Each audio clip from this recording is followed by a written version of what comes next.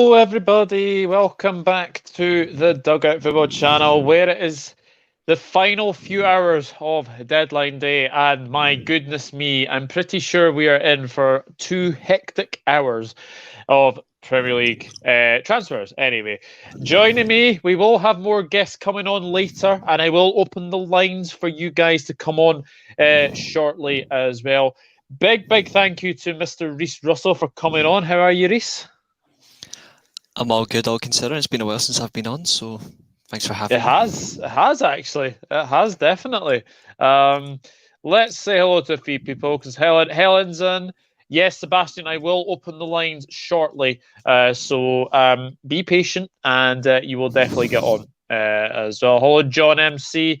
Is okay, still okay to sing. The Reds have got no money, but we're still in the league even though we have money. Yeah, I suppose you could say that. Hello to Douglas and Reese. Hey, all my LFC women face Arsenal women in the 5th round of the Vitality Cup. Wow, 2 hours until window is gone. Hi, Reese. And good evening to the COP Council as well. Connor, I know you did the 2 p.m. stream. Obviously, keep in mind of obviously the Carvalho news as well. And hello to Jade Exley. Now, I'm glad I got you on because we are going to discuss Manchester United transfer window. I mean, I called Arsenal's disastrous. I called Spurs as really bad. How would you describe your window? Non-existent. I think disaster is probably the best word, really. Probably just that, just disaster. I don't think you can elaborate any further. Nope, absolutely not. I mean, if we look at this here, Ethan Lay's gone to Bournemouth on loan. Ted and Mengi, Birmingham City, Axel Tuanzebe, Napoli, Anthony Martial, Sevilla, Amad Diallo to Rangers, which you'll be very happy about, and Reece Devine to Walsall on loan. But now, one of those is not Jesse Lingard. Are you surprised he's still at the club? Very surprised. I thought of all the people to go, I thought he'd be the first one out because obviously he wants regular game time. Doesn't seem it's going to happen. He's been told he's now staying put. Looks like he's going to be the backup right wing option by the looks of things. In a way, it's good. He's a good quality player, but it's bad that it's a player that doesn't want to be here, and keeping a player against his will only spells trouble. I think it's a bad decision, really. Yeah. Reese, even though I'm a Liverpool fan, I have the same shirt you were wearing hanging on my wall, my little brother's shirt before he passed away. My condolences, John. My condolences. And yeah, this is one of my favourite United shirts, one of my favourites. So yeah, sharp. Condolences. It is a lovely shirt. What window would that be? I wonder, Helen. I wonder. Hey Jade. Hey Reese in chat. This is Jeannie. So yeah. Also, another name that will not really surprise you, is Phil Jones. He has not left after the Bordeaux move collapsed. Are Manchester United's board just like keeping these players to ransom? Looks like it, because they've valued Lingard around 50 million, which is funny. They've managed to move on Van de Beek on loan, which is good for him. He's going to get, I'm hoping he gets game time. But I agree with his ransom, and it's purely for the sake of best offer. But frankly, you can hold it for the best offer. For these players are missing out on game time. Like Phil Jones' move fell through because he didn't get assurances over how much game time he was going to get. I think it says it all, really. It's extremely worrying. If you want to move them on, just actively move them on. It's not hard. Yeah, it's just, I mean, it says here on Sky that you were searching for a midfielder. Boubacar Kamara and Ruben Neves, 2 players you were looking at. Obviously, it is like 908 at the moment, but when you look at this, is there any chance of Manchester United making one signing, or are you just going to go into the rest of the season with this squad? It looks like we're going in with just the squad. I don't think anything's going to happen. If anything does, then great. But I'd be lying if I said something was definitely going to happen. I don't think anything's going to happen at all, mate. I think we're just going to go with what we've got and then hope for the best, which for me, I think it's just admitting the season's over. I think it's just admitting career suicide, which I think is a horrible decision because there's still plenty to play for. There's still plenty to play for, so it's basically they've just decided to give up. I think it's appalling, really. It does feel that way. It does feel that way. Yeah. Also, other players gone out on loan. Amad Diallo, he's gone to Rangers. Has had a good start to his career. Donny van de Beek gone to Everton on loan. What do you make of that one? In terms of depth, it's a loss, especially in midfield. We do need a midfield. We do need a midfield in there, but I'm happy for him that at least he's gone out on loan. He can get a chance to play in the Premier League. He can play for a team that he'll easily slot into. Although I do think it's the wrong choice. I was thinking it should have been. I was on the Man United agenda beforehand at 7:00 for the first hour of their deadline day stream, and it was mostly just talking about Van de Beek to Palace and Everton before he agreed. I think he should have went to Palace personally, but I think the only reason he's went to Everton is because he knows if he does well there, he's more likely to go to Saudi Arabia or Qatar, for the World Cup. I don't think he would have went if he had went to Palace. I think because of the statue of the club, which is a bit of a shame, really. Yeah, as Chris has just messaged me, he's jumping on for about 10 to 15 minutes, so that is excellent. Lovely. Excellent. So he will be coming on now.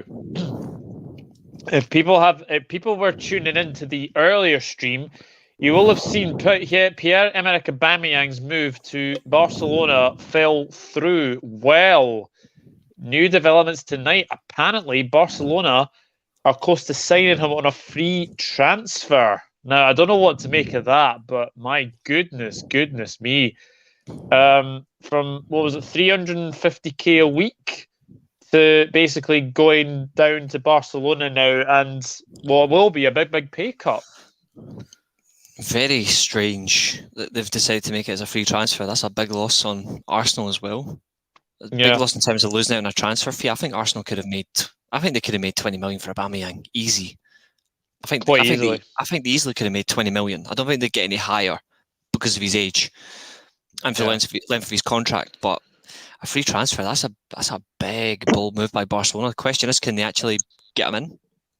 Will they actually physically be able to include him in the squad? Because you know what Spain's like right now, obviously with Barcelona with their debt situation. Well, the clock is definitely ticking. That is definitely for sure. Yeah. Evening to James. James, how are you feeling this evening? You've got Dele Alli, what looks like to be done deal. You've got Donny van de Beek, and you've obviously got a new manager in Frank Lampard. So it'll be interesting to see how you are actually feeling this evening for sure. It's a big start for I think it's a good start for Everton. Obviously they've got Newcastle in their next league game. That's a must-win game. That's a must-win game for them. So I think based on signings, you would say realistically Newcastle would have the advantage playing under Eddie Howe slightly longer. But I got a funny feeling Everton will beat Newcastle. I think they could. I think they very, very well could. But yeah, I mean, I think the thing we can speak about Manchester United is that I think you're waiting until the summer to do your business. I think you're waiting until the summer, and Anthony Martial's going to Sevilla on loan. I mean, Cavani's not getting any younger. You've got Elanga coming through. We won't talk about what's happened with, obviously. Rather not, just because it's light circumstances. Let's just say there's a player not involved. Yeah, I'd rather not. Yeah. I'd rather not speak about because it makes me sick. Yeah, I'm quite happy for once. Van de Beek is a good signing, and now that Lampard is the manager, signing Dele Alli makes more sense. Yeah, definitely. Donny loan to Everton, Lo Celso loan to Villarreal. Matty Cash to Newcastle. No, it's Target. Yeah, I think Matty Cash is still at Villa, as far as I'm a. Target's the left back, ain't he? Target's the left back. Yeah, Target's the left back. Yeah. Newcastle fans will be happy. There'll be no more Matt Ritchie. Yeah, definitely. Oh, and less of him the better. He is here now. Hello, Chris. How you doing? You right? Yeah, good. How are you? Yeah, good cheers. Technical difficulties, unfortunately. No problem. No problem. We were just speaking about Villa, in fact. What have you made of your transfer window? I think it's been good if you take everything into context. Really, January is typically a hard month to do deals. I think a lot of Villa fans are probably slightly disappointed we didn't get the elusive kind of holding midfielder that we wanted, but you got Philippe Coutinho, Luca Dean. Can't argue with that really. I think two quality players. I suppose there's a bit of a risk with Coutinho. Callum Chambers was a bit of a shock when that happened Thursday. But yeah, overall, been a good window, I think. Yeah, I mean, Coutinho, Digne. I mean, Callum Chambers came from absolutely nothing. We never saw that one coming. It was like a Danny Ings kind of deal, Reese, wasn't it? We never saw Callum Chambers leaving Arsenal to go to Villa. I say this with the greatest respect to Aston Villa. I think they've been done by Arsenal. I think it's a pointless signing, personally. Like Callum Chambers, like I think if this had been, say, 2012, 2013, when he was like slightly younger, more coming through, I think it would have made more sense. I don't think Chambers is the best sort of move. I know he's got versatility to his game, so at least he'll cover any injuries if you need any. But I just don't think he's that good a player. I think personally you can do better. But then again, though, I've seen Gerrard make intriguing signings like that before at Rangers, so I wouldn't be surprised if Chambers, like for example, centre back backup for Mings, or he plays at right back cover, or even if he plays in the holding midfield role, which he's done at Southampton and Arsenal, I wouldn't be surprised. But just my personal point of view from watching the Premier League all these years, I think he's been had, but that's just my personal opinion. But yeah, I think what I mean, can't argue with it, to be honest. I think price wise, it's either I've seen some outlets say it's free. I've seen some say it's 2 million. So I think transfers that cost that little are almost, there's almost no risk with it, in all fairness. I think it's difficult because with Mings and Konza being first choice, it's difficult to go out there and get somebody who's essentially happy to be backup. Tuanzebe was that backup. Obviously, he went back to United and then went to Napoli. So it's getting in someone who's happy to be backup. So, he may be absolutely awful when he plays, but again, I don't think we haven't really seen enough of him the last couple of years, have we, in all fairness? No, absolutely not. As far as outs are going, really concerned, Anwar El Ghazi, are you sad to see him go? Where's he gone? Everton.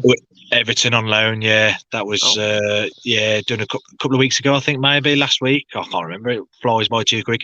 I think it was just before Benitez was sacked, I think. Yeah. I think it was around the same time as the Luca Dean deal. There's a lot of Villa fans like him, but I think we kind of know that the level that we're trying to go to is not quite at that level.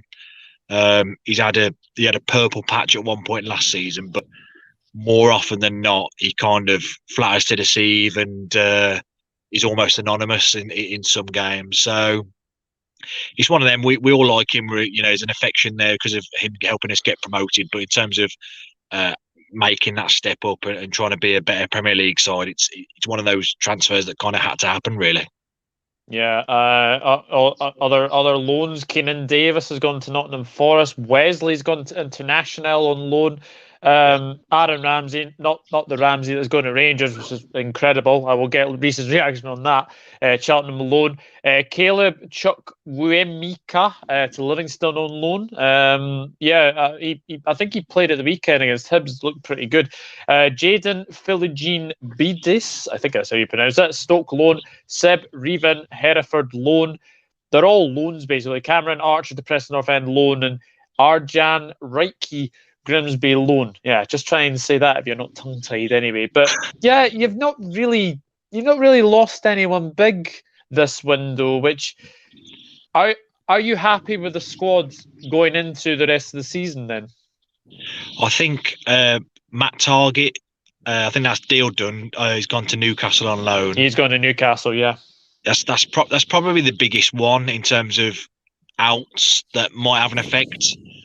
I think under Gerrard, the system that we're playing now almost relies heavily on good attacking fullbacks, and Matt Targett isn't really a good attacking fullback, whereas Luca Dean is. But obviously, the issue is that if Luca Dean gets injured or suspended or whatever, then we don't really have that ready-made replacement, which was Matt Targett. But I think apart from that, squad's pretty decent. You know, I think choice of two good players, certainly attacking wise. You say, you know, Watkins or Ings up top. Then you'd say Buendia, Coutinho. You've got likes of Leon Bailey and others in the kind of attacking positions. McGinn, Jacob, Ramsey, Douglas Luiz, Morgan Sanson in midfield. And then defensively, we've kind of got the main four. We've got Courtney Halls, who signed a new contract, Callum Chambers, who we touched on. So we've got enough squad depth, I think we've got 17 games left to the end of the season. Then it'll be a case of kind of reassess then for next season. And Olsen as well. I forgot Olsen. Then you not get Olsen as well in goal. So that's another like option for in case. Obviously, you're not. I doubt Martinez is going to get injured. Not trying to jinx him or nothing, but in the event of a possibility, at least you've got somebody like ready-made. That's at least you've got a decent backup there. So it's smart. Yeah, absolutely. I just. Where do you think Villa will finish this season? Because you're in the top 10 at the moment. Do you can stay there?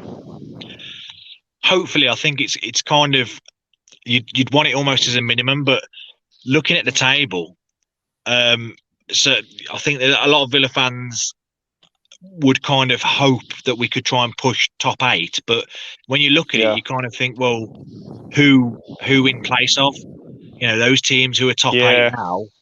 When you look at Wolves, who are having a really good season, you know, Brighton have been up and down, but they've kind of pretty much been top 10 all season. Leicester are obviously, you know, around us as well. And they're teams that, you know, potentially could be, I mean, especially Leicester and Wolves could be, you know, pushing a lot higher. So top 10 would be nice. And then obviously next season under Gerrard, give it, you know, full pre-season push on.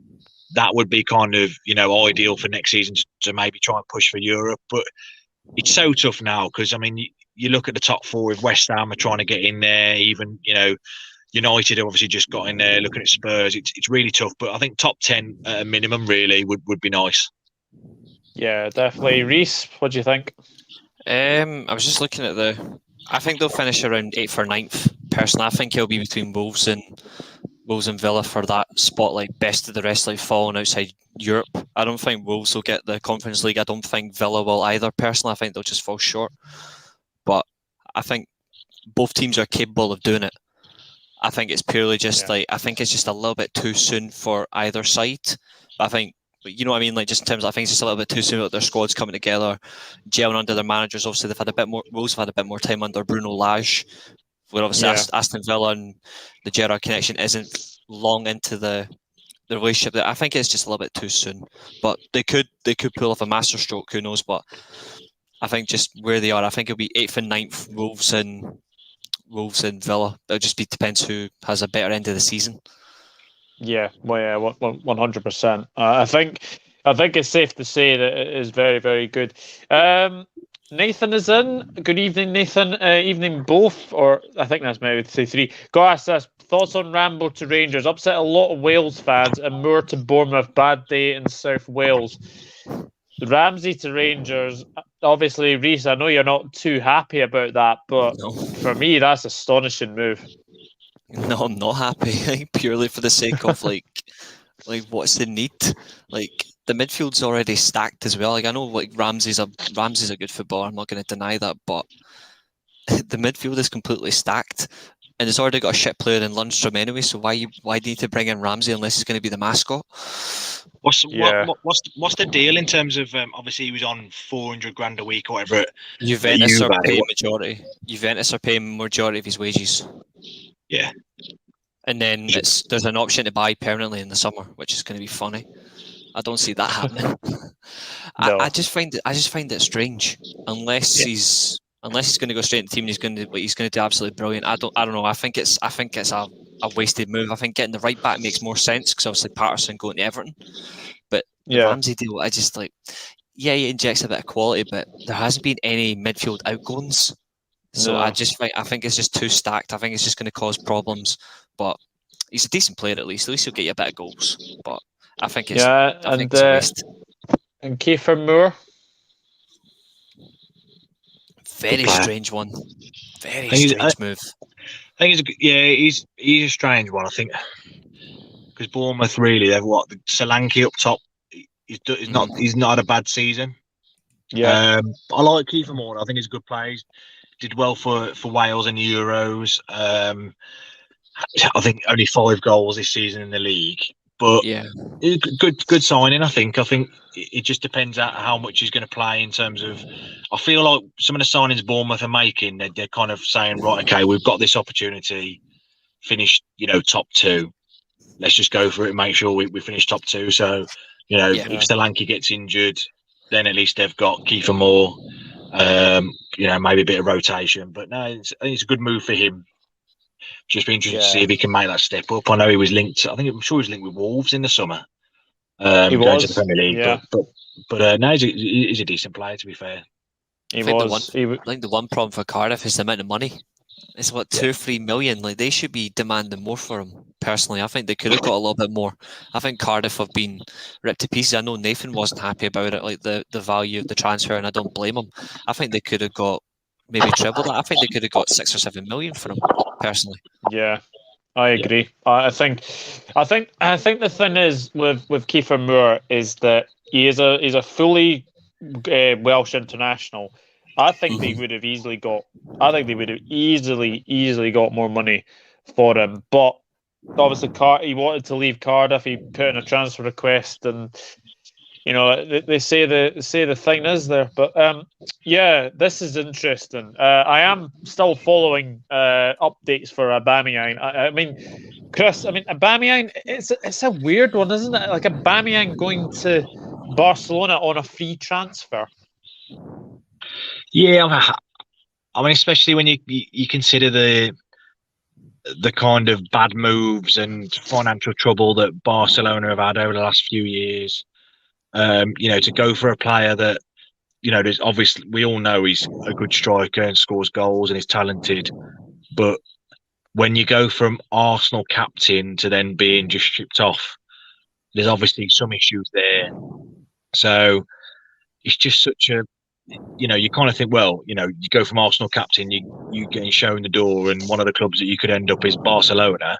So it's a good move for him personally. But you think Barcelona, why would they touch him? Are they that kind of, don't want to kind of dig him out, but they're that desperate to kind of go for him. I mean, wages are going to be pretty hefty as well. It's just, I don't know, it's got similarities to the kind of odd and wingy stuff from years ago, hasn't it? He's kind of got his heart set on that move. He's waiting for that move. Whether it happens or not, we'll have to wait and see.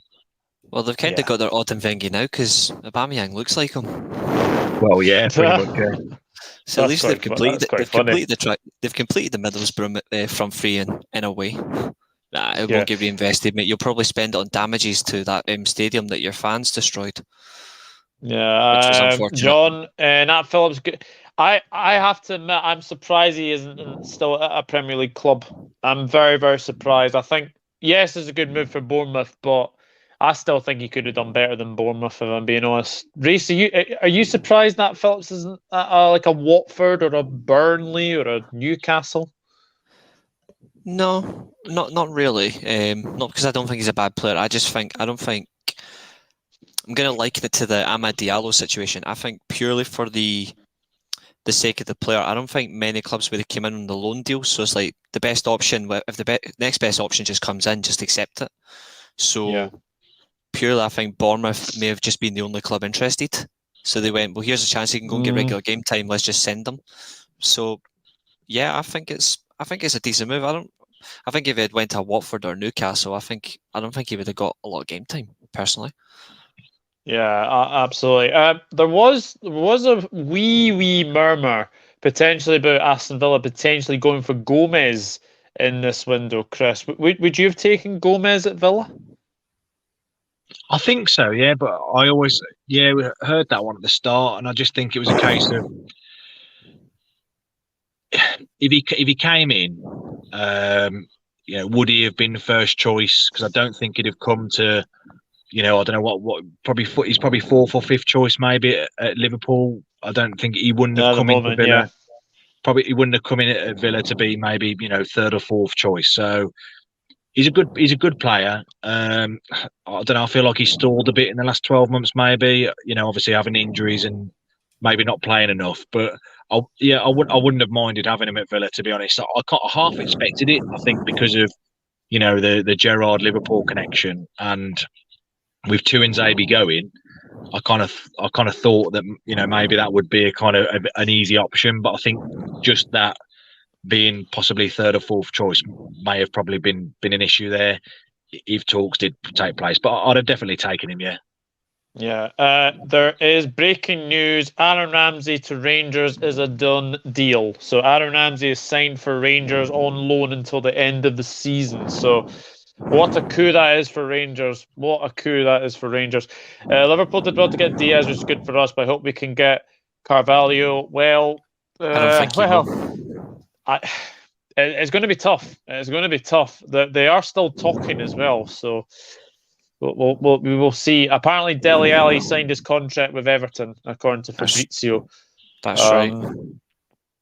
As well. So, but yeah, I mean, this window. I mean, obviously, the big one. Obviously, I need to ask you both this. Christian Eriksen to Brentford. I have to say, I think it's a wonderful story that Christian Eriksen's back in Premier League football.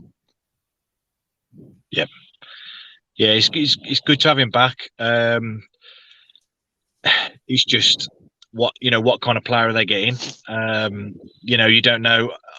Obviously, the medical side of things, he'd have had lots of tests to make sure he's okay. But I think aside from that, I don't know. I just feel like the kind of mental side of it all. Is he obviously the defibrillator that he's got attached?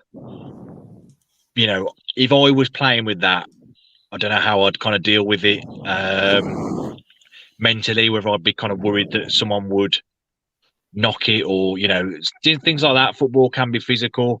I don't know what feeling in the back of my head maybe. I mean, I'm glad he's back in the Premier League. I've always, liked him as a player and stuff like that. And obviously, it's good that, especially everything we saw in the summer when it looked almost tragically bad, to him playing football now and potentially in the Premier League. You'd imagine within the next month, maybe. I doubt. He's probably going to have to train with the team and all that kind of stuff. First of all, it's just good that when it going from rock bottom and as low as it was to the point now where he's playing for a Premier League club. I think at the end of the day, it's a case of not knowing what player Brentford have got really. Yeah, more breaking news coming in. The Athletic understand that Fulham are looking into a late bid for Neco Williams. Very, very interesting. So if Carvalho goes to Liverpool and goes back to loan on Fulham, then Neco Williams looks like potentially joining on a loan deal.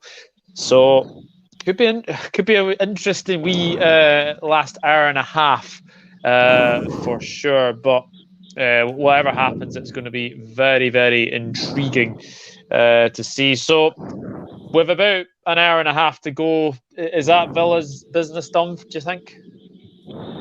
Yeah, I think I get the feeling I think this was the case in the summer as well, that the board and with the manager, obviously with Dean Smith in the summer, Steven Gerrard now, they're quite pragmatic about their business.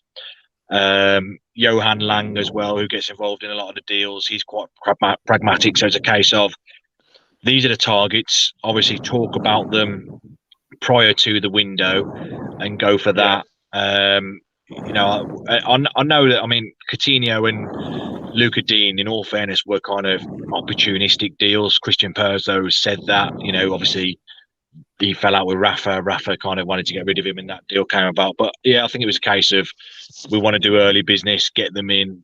So yeah, and Villa posted something earlier. It was almost like a picture that kind of does an overview of the January window, showing the players who signed new contracts and all that kind of stuff. So yeah, I think that's us done. I think the only other there's been murmurs from all window and all fairness about Basuma from Brighton. Whether that is something that maybe we thought, okay, get to the last day and we'll see how low we can get Brighton to do a deal for. But again, it's tough when you're talking, that kind of money, upwards of 30-40 million pounds on the last day, especially if teams have got to get replacements and that kind of thing. So yeah, that's us done, and I think we've probably done everything we can, to be fair. Yeah, definitely. James Dunlop has apparently said Chelsea made inquiries about Ousmane Dembele. Yeah, it's all over Sky Sports. They've made inquiries for him. They've got an hour and a half to try and, but they'll have special paperwork, don't they? They've got special paperwork till I think 1 a.m. I think it is. So that's right. Yeah, I think Barcelona just want to get him off the wage bill. To be perfectly honest with you, I think he's the sort of player that United actually need to bring in. His injury record is appalling, but I think they actually need somebody in that position as a good competition for Sancho, because with all due respect to Lingard, he's a decent player, but he isn't the player that you should be having as a backup if you want real quality to win you games. He isn't the best choice for it. He's a good player, but he's not who we should have. He should be gone. We should have brought in a player like Dembele, to be honest, but that just shows that the club's just not interested in making any deals. Yeah. Are you in your car, Chris? I am, yes. Oh, nice. I was wondering what that was. But no, I think the thing is Villa have had a very, very good window.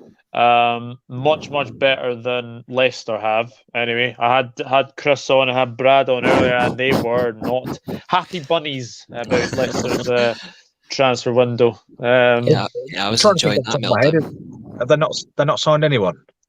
Not signed anybody.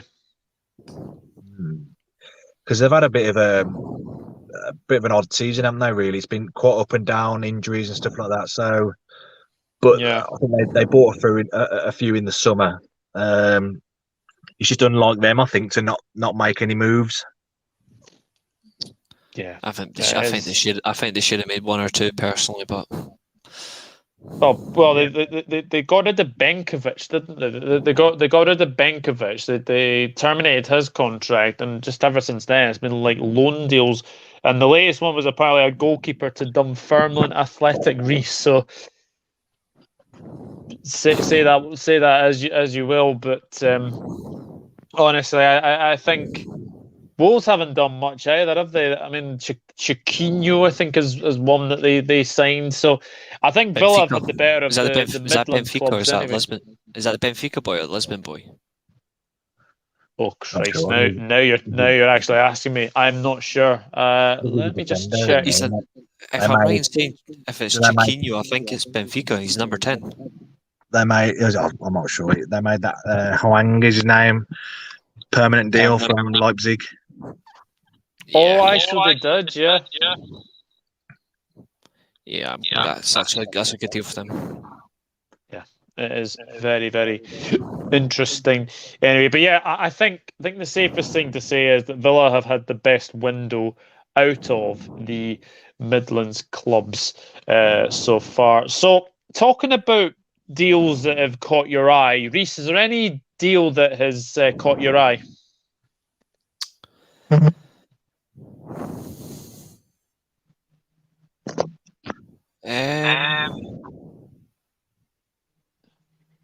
Well, Eriksen coming back is great. The other one, I'd have to say Dele Alli to Everton. I would say that. I'm going to go Coutinho. I think the fact that Villa got Coutinho, the fact that he's with Gerrard, his old manager, I think that's excellent. Yeah, I think it's certainly you know there's quality there. It's just about getting it out, isn't it? Really, I suppose. So it's almost like he's in the best place to do that with Gerrard because he's played with him. You know, they've got a good relationship. So, I mean, I know it's been 3 years since he moved to Barcelona. So you kind of say, well, you can't turn into a terrible player overnight. I suppose we're not talking about overnight. I just feel like it's hard to judge the players at Barca. You look at their most expensive signings. You look at what Dembele, Griezmann, Coutinho. They've all struggled. And is that because of them or is that because of the club? I know that it's probably a bit of a combination, but I think more so Barcelona buying players without having a proper plan in mind. And then all these players have had issues. Griezmann's gone back to Atletico and done reasonably well. So there's a risk there, but I suppose with it being on loan, and then we've got the option I think for £33 million. But yeah, that was a massive shock. I think when people saw us linked, it was kind of like no chances Coutinho going to go to Villa, and he did. Yeah, absolutely. So what's the plan this summer? I was just going to ask. So what's the plan for the summer? Is it Suarez 10 million plus £1? Yeah, that's the one. Suarez, Martin Skirtle as well. Fuck's sake. Dan Agger. Gerrard getting his crew back. Skirtle's still playing, so Skirtle's still playing, so yeah, get him in. I saw someone tweeted a picture the other day, and it was when Gerrard takes like getting the band back together too far, and it was a picture of him and Ali Sissoko. Oh God! I mean, he used to play for us as well, so it's kind of like, oh well, I don't want to be going back there. Yeah, definitely not going back there. But Chris, thank you very much for popping on for 10 to 15 minutes. Really good to get you on, and really good to speak to you again. Nice one. Thanks for having me, guys. I'll speak to you soon. Pleasure. See you later, pal. Cheers, boys. Catch you later. Cheers. See you later. Yeah, that was lovely to have Chris, and nice of him to pop by in his car. Let's talk. Yeah, another team that's not really had a good window, West Ham, haven't really strengthened as far as I am concerned. Let me just check their window. I don't think they brought anyone in, actually. I don't think they did. Just a couple of outgoings, I think. Yeah, Connor Coventry and Mipu Odubeku from gone to Doncaster, but they were interested in Darwin Núñez. Yeah. They were in talks with that Hugo Ekiteke as well. And there was also interest in Rafinha and Calvin Phillips. And they'd also held talks over the signing of Flamenco's Gabriel Barbosa. Which would have been a brilliant signing. It would have been. And also Duji Kaleta Carr as well. So, yeah. It's the Marseille boy, isn't it? Kaleta Carr. Yeah. He's the Marseille boy. Kaleta Carr, yeah. And they did say, also going to say that they have remained their interest in Manchester United midfielder Jesse Lingard, who is not going. Anyway, how will West Ham fans feel, do you think? Hard to tell. I think I said I've been on a few shows like in terms of like January throughout the month discussing transfers, and West Ham always get asked me, and I was like, what do West Ham need? And I've said straight on, like, West Ham, they need a backup centre back, they need a backup number 10, and they need a backup striker. I had to, just for the pure banter. They definitely need a backup number 9 for Antonio. They can't keep relying on playing wingers up top. As for number 10s, I don't think Lanchini is really good enough, like, as a backup, or even as a backup to Ben Rama. I think they need better. And number 10, realistically, centre back, realistically, they do need somebody, because they can't just keep relying on Kurt Zouma. And Fabrizio Romano's just tweeted that Dembele is staying at Barcelona. So how's that going to work? I don't know how they're going to be able to register Aubameyang. The only way they register Aubameyang is if they bin somebody in the next hour. there's no way they're going to be able to register him. He's basically just wasted his time. Arsenal fans will be sitting there laughing now, probably. Yeah, they And probably rightly so. will be. They probably will be. Okay, never mind. How many leagues are you covering? We're going to try and cover as many leagues as we can, mate. We're going to try and cover SPFL. We're going to try and cover the Italian. We're going to try and cover the French, La Liga, as well. Specialties. So we're going to just try Bundesliga's and been cover quiet. every league. Yeah, The definitely. Bundesliga's The been one quiet, transfer which is caught my actually eye good. is Alvarez to Man City, and the fact is around £14 million, which is a bargain. Yeah, absolutely. Yeah. West Ham don't need any players who've been playing great as they are. Yeah. Tom signed on loan to St Johnson. That's a great deal for them. Yeah. Yes. That's a Doug and Reeves plus chat. Cheers. Thank you, Pete. Hope you are doing very, very well. As well, all Dembele deals off, confirmed staying at Barca till the summer. I can guarantee Pete will be as happy as my dad with. Pete will be just as happy as my Very dad nice with Alvarez. Yeah. Aye, they'll be happy with that. Like my dad's buzzing for it. Next Sergio Aguero, maybe. To a degree, yeah. United turned him down as well. United turned him down, which is a big one. Did they? Yeah. Wow. United heavily scouted him, then decided not to pursue. I generally don't know why, but I think in terms of like the right deal, like Man City have done far better with South American players than we have. It's a player we're missing out on, unfortunately, but I think in terms of South American talent, they do far better with them than we do. They just haven't seemed to work for us, which is a bit unfortunate. So, but that's a good signing for them. And 21 as well, and he's already won a few trophies. He's already won like 6 trophies as well. So he's already got that mentality of success in him. So that's brilliant. I don't think it's until November though, depend on the Libertadores. Copa Libertadores, it depends on that. My dad said they won't get him till November if they progress. Right, okay. So they'll stuck. So City fans, you'll be stuck with Gabriel Jesus up for a while.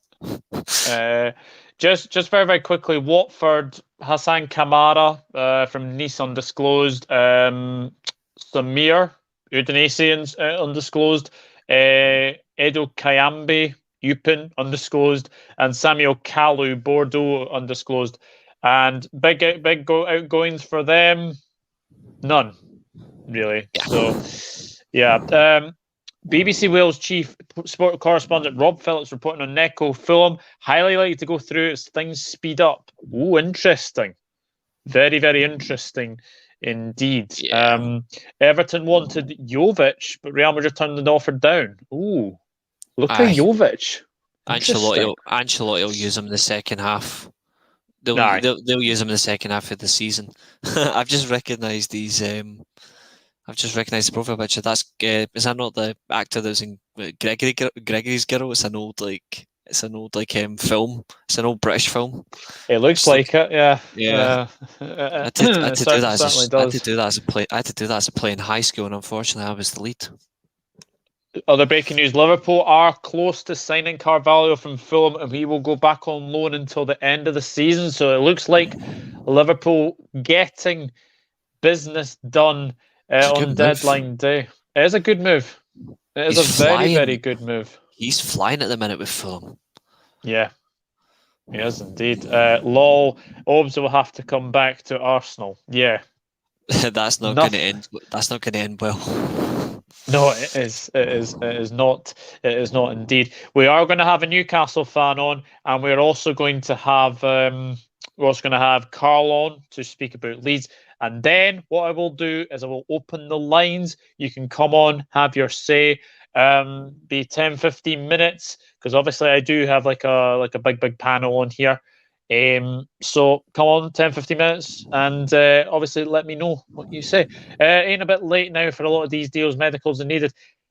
As far as I am aware, Carvalho's had his medical, so it's all about if Liverpool can get the deal through, money stage as well, then you never know. You never know, but yeah, Carvalho, that one is definitely going to go down to the wire. That is for sure.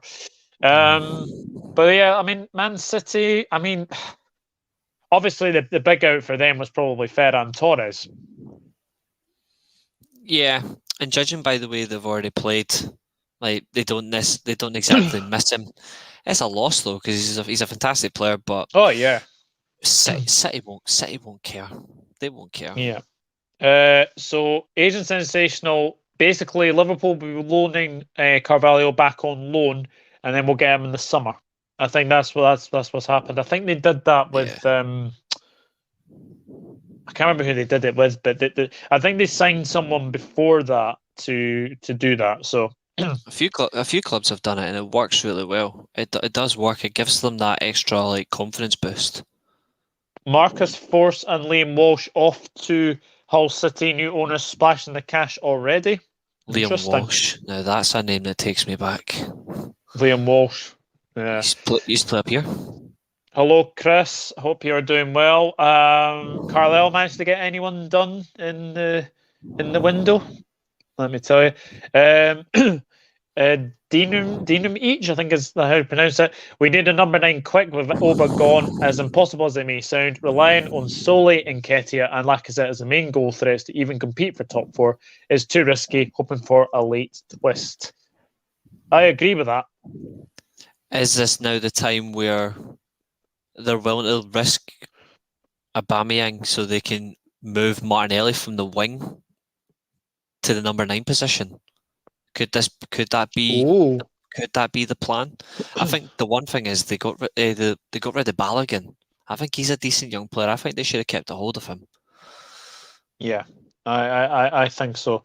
I think so too. Crystal Palace. I mean, they didn't have anyone in. I mean, the only one they really were. I think they may potentially be getting Mateta on a permanent deal, but they could probably do that. I like Mateta. I like Mateta. He's a good player. On top of it, they made a really nice profit on Ferran Torres. Yeah, 100%. I think it's fake news, John. We haven't even approached Fulham. Well, we'll see. Josh Madja. There's a name from the past. Remember him? Joined Stoke on loan from Bordeaux. He's such a dinosaur. Madja. He's such a dinosaur. Yeah. Do you remember watching Sunderland Till I Die? He kept saying, "Oh yeah, I'm gonna sign a new contract," and then Sunderland sold him to Bordeaux because his agent wasn't having any of it. Speaking of Sunderland, have you seen who's in the running to replace Lee Johnson? I saw Neil Lennon. He's front runner. He's front runner for the job. Yeah, we got a left back this morning, but we were crying for proven goal scorer. Otherwise, our fan base will have meltdown at owners and board for not investing. Yeah, absolutely. And we've obviously spoken about Arsenal, but let's just take a very, very quick look over other sort of countries' transfer dealings, shall we? Let me just check that. So. So as far as Arsenal won't like it, but Arsenal fans won't like it. But AC Milan are heavily pushing for Alexander Isak. He is the top target for the summer, and they are willing to pay the release clause, which also Arsenal have also been told you've got to pay the 75 million release clause in full. Milan are also heavily interested for Arsenal fans. There's a blow for you, which I'm happy with if he comes through, of course, because that's his Zlatan replacement right there. Yeah, absolutely. Just very, very quickly. So, as far as things are concerned, Premier League, Donny van de Beek, Manchester United, Everton, Dennis Unda from Royal Union St. Gilloise to Brighton, undisclosed. Matt Target on loan to Newcastle. Dejan Kulusevski and Rodrigo Bentancur to Tottenham. Julian Alvarez, of course. Wout Weghorst from Wolfsburg to Burnley. It's a brilliant move for them. It's a brilliant move. And obviously Christian Eriksen to Brentford as well. Breaking news. Paul Joyce has just tweeted that agreement has been made with Fulham. Liverpool agree fee with Fulham for Carvalho has just come on One Football. So there you go. That's not bad. So, question is, I wonder what that fee will be. Yeah. So Tom Sang, Cardiff City, Son Johnson loan. Aaron Ramsey to Rangers. Adam Montgomery, Celtic to Aberdeen. Alex Jakubiak, Dundee to Partick Thistle. Zach That's a Rudden, very part of Thistle strange to one. Dundee, loan, pre-contract already agreed. Mateusz Zukowski, Lecia back. Gdansk Rangers, Right and back. Jordan Jones from Wigan to St Mirren. Yep. Interesting. Mm-hmm. Yeah, Szczęsny is the replace. He's going to replace Patterson, 3.5-year deal contract, but with view to replace Tavernier, which, to be fair, ain't going to be easy for anybody because he's still the best fullback, and he's still the best fullback in the league. Yeah, so as things stand for international, Jean-Pierre Thihy from Fulham to Rodez loan, Giovanni Lo Celso, Tottenham to Villarreal, Brian Gill, Tottenham to Valencia, Simon Sluga, Luton to Ludogorets, undisclosed, Tanguy Ndombele, Tottenham's record signing, gone back to Lyon on loan, Ivan Sanchez from Birmingham to Real Valladolid on loan, and Lys Mousset, remember him? Sheffield United, he's gone to Salernitana on loan as well. And there is a lot in the Football League as well.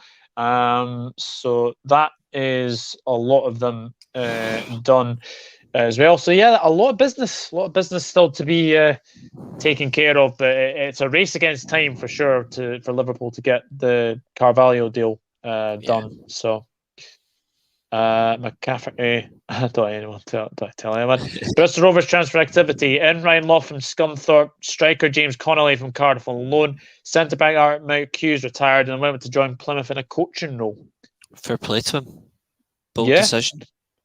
I've seen that news on Jovic, that one, it was never going to happen. No, definitely not. No way. Carvalho will return to Fulham on loan if the deal is complete on time. Nico Williams' deal unlikely and will probably remain at Liverpool. Interesting. So I don't know if that's going to be a loan deal or not. My club is expecting 2 more signings, but I'm happy with our squad as it is. Very, very interesting. He's a Bristol Bristol Rovers supporter. Agent sensational. He is a Bristol Rovers supporter. Guys, we are 52 minutes in. 18 of you watching. Please hit that like button and subscribe if you are new. Yeah, there's a lot of deals. There's a lot of good deals going around. It's a matter of just waiting to see anything else comes through. And yeah, there was no way Jovic was going to Everton, like purely what they've already got in terms of options up front. Plus, like Ancelotti will use them in the second half of the season because they've still got pretty much everything to play for. So it would be a very stupid decision. They can let him go in the summer when Mbappe comes in. Yeah, James Pierce has just said the deal agreed for Liverpool to sign Carvalho. Race against time for medical personal terms, but should go through now. So there we go. What's the fee quoting? Have they said anything like quoted wise? Let me just check. Alamar's tweeted a few hours ago saying one outgoing might happen at Everton. Some rumours say Mason Holgate to Brighton, but doubt that will happen. That would be an interesting loss. I like Holgate. I think he's a good player. I prefer Godfrey though, but like I think Holgate's a decent player. I think that would be an interesting loss for Everton. It doesn't say, so it says undisclosed apparently. So they've not got too long to go anyway. But looks like it's over the line. Facebook always full of trouble. Hit the like button, please. Yep, as Mickey Fires has said, Genie20 as well. So we are expecting 2 more guests to come on. Todd Campbell to Bournemouth will be a race against the clock. Will be announced tomorrow if it goes through. Yeah, Bournemouth have had an absolutely sensational window. I will go on a limb and say if Campbell joins Bournemouth, that is the signing of the January transfer window. Yeah, I think so. Because that right there is an immediate upgrade on a player that's already going to come straight back up with a better team anyway. But Campbell to them, also there's been brilliant players that have gone so far, like Diaz to Liverpool as an example, Eriksen to Brentford, Ramsey to Rangers. Like these are all like big crazy signings, but Campbell to Bournemouth is a major statement for them in terms of improving that left hand side. Apparently the fee for Fabio Carvalho is 10 million euros, so 7.5 million quid. 7.5 million. Yeah. 7.5 to 8 million. That's okay. That's especially decent. for Fulham. Yeah, because they'll I don't think the money's going to bother because their owners are billionaires anyway. Like the amount of stuff that the Cans are invested in, Fulham when they come back up, you just know they'll invest in a smart manner to improve that squad. But yeah, it's a good definitely. fee for Carvalho, and he's a good age to make a bit of money off. So fair play Yeah, Fulham for getting a decent fee. Balam's asking where Carvalho played before Fulham. Can't remember. Benfica. There we go. Benfica. Bournemouth signed so many players. One wonders, will they be hit by FFP, especially if they don't manage to go up this season? Yeah, I think they feel like they could be potentially going to coming up as well. But we shall see anyway. It's a good point to make, though, especially if they don't manage to go up. That's a very fair comment on that one. I don't really doubt they're going to fail. I expect them to come up. The way they're flying in the Championship right now, them and Fulham are just so ahead of everybody. But it is still a good question to ask, though. As you can see, we have been joined by another guest, Mr. Andrew Walker from the Sutherland Sportscast. How are you, Andrew? Hello, Douglas and Reese. Not seen you since the summer. How's things? All right. Yeah, not too bad. Not too bad. Let's get into it then. Newcastle United window. What is your initial reaction to your window? Plenty of endeavour and plenty of frustration in equal measure. This day was a microcosm of Newcastle's month, to be honest with you. Started with so much promise, and then at the end of the day is just frustration at not being able to get another kind of more attacking-minded player over the line. Yeah, definitely. Let me just quickly get to Newcastle, because I think if I look at Newcastle's business, Reese, I think it's been sensible. They needed to buy a right back because they brought in a very good right back as well. Chris Wood. Are you sold on Chris Wood?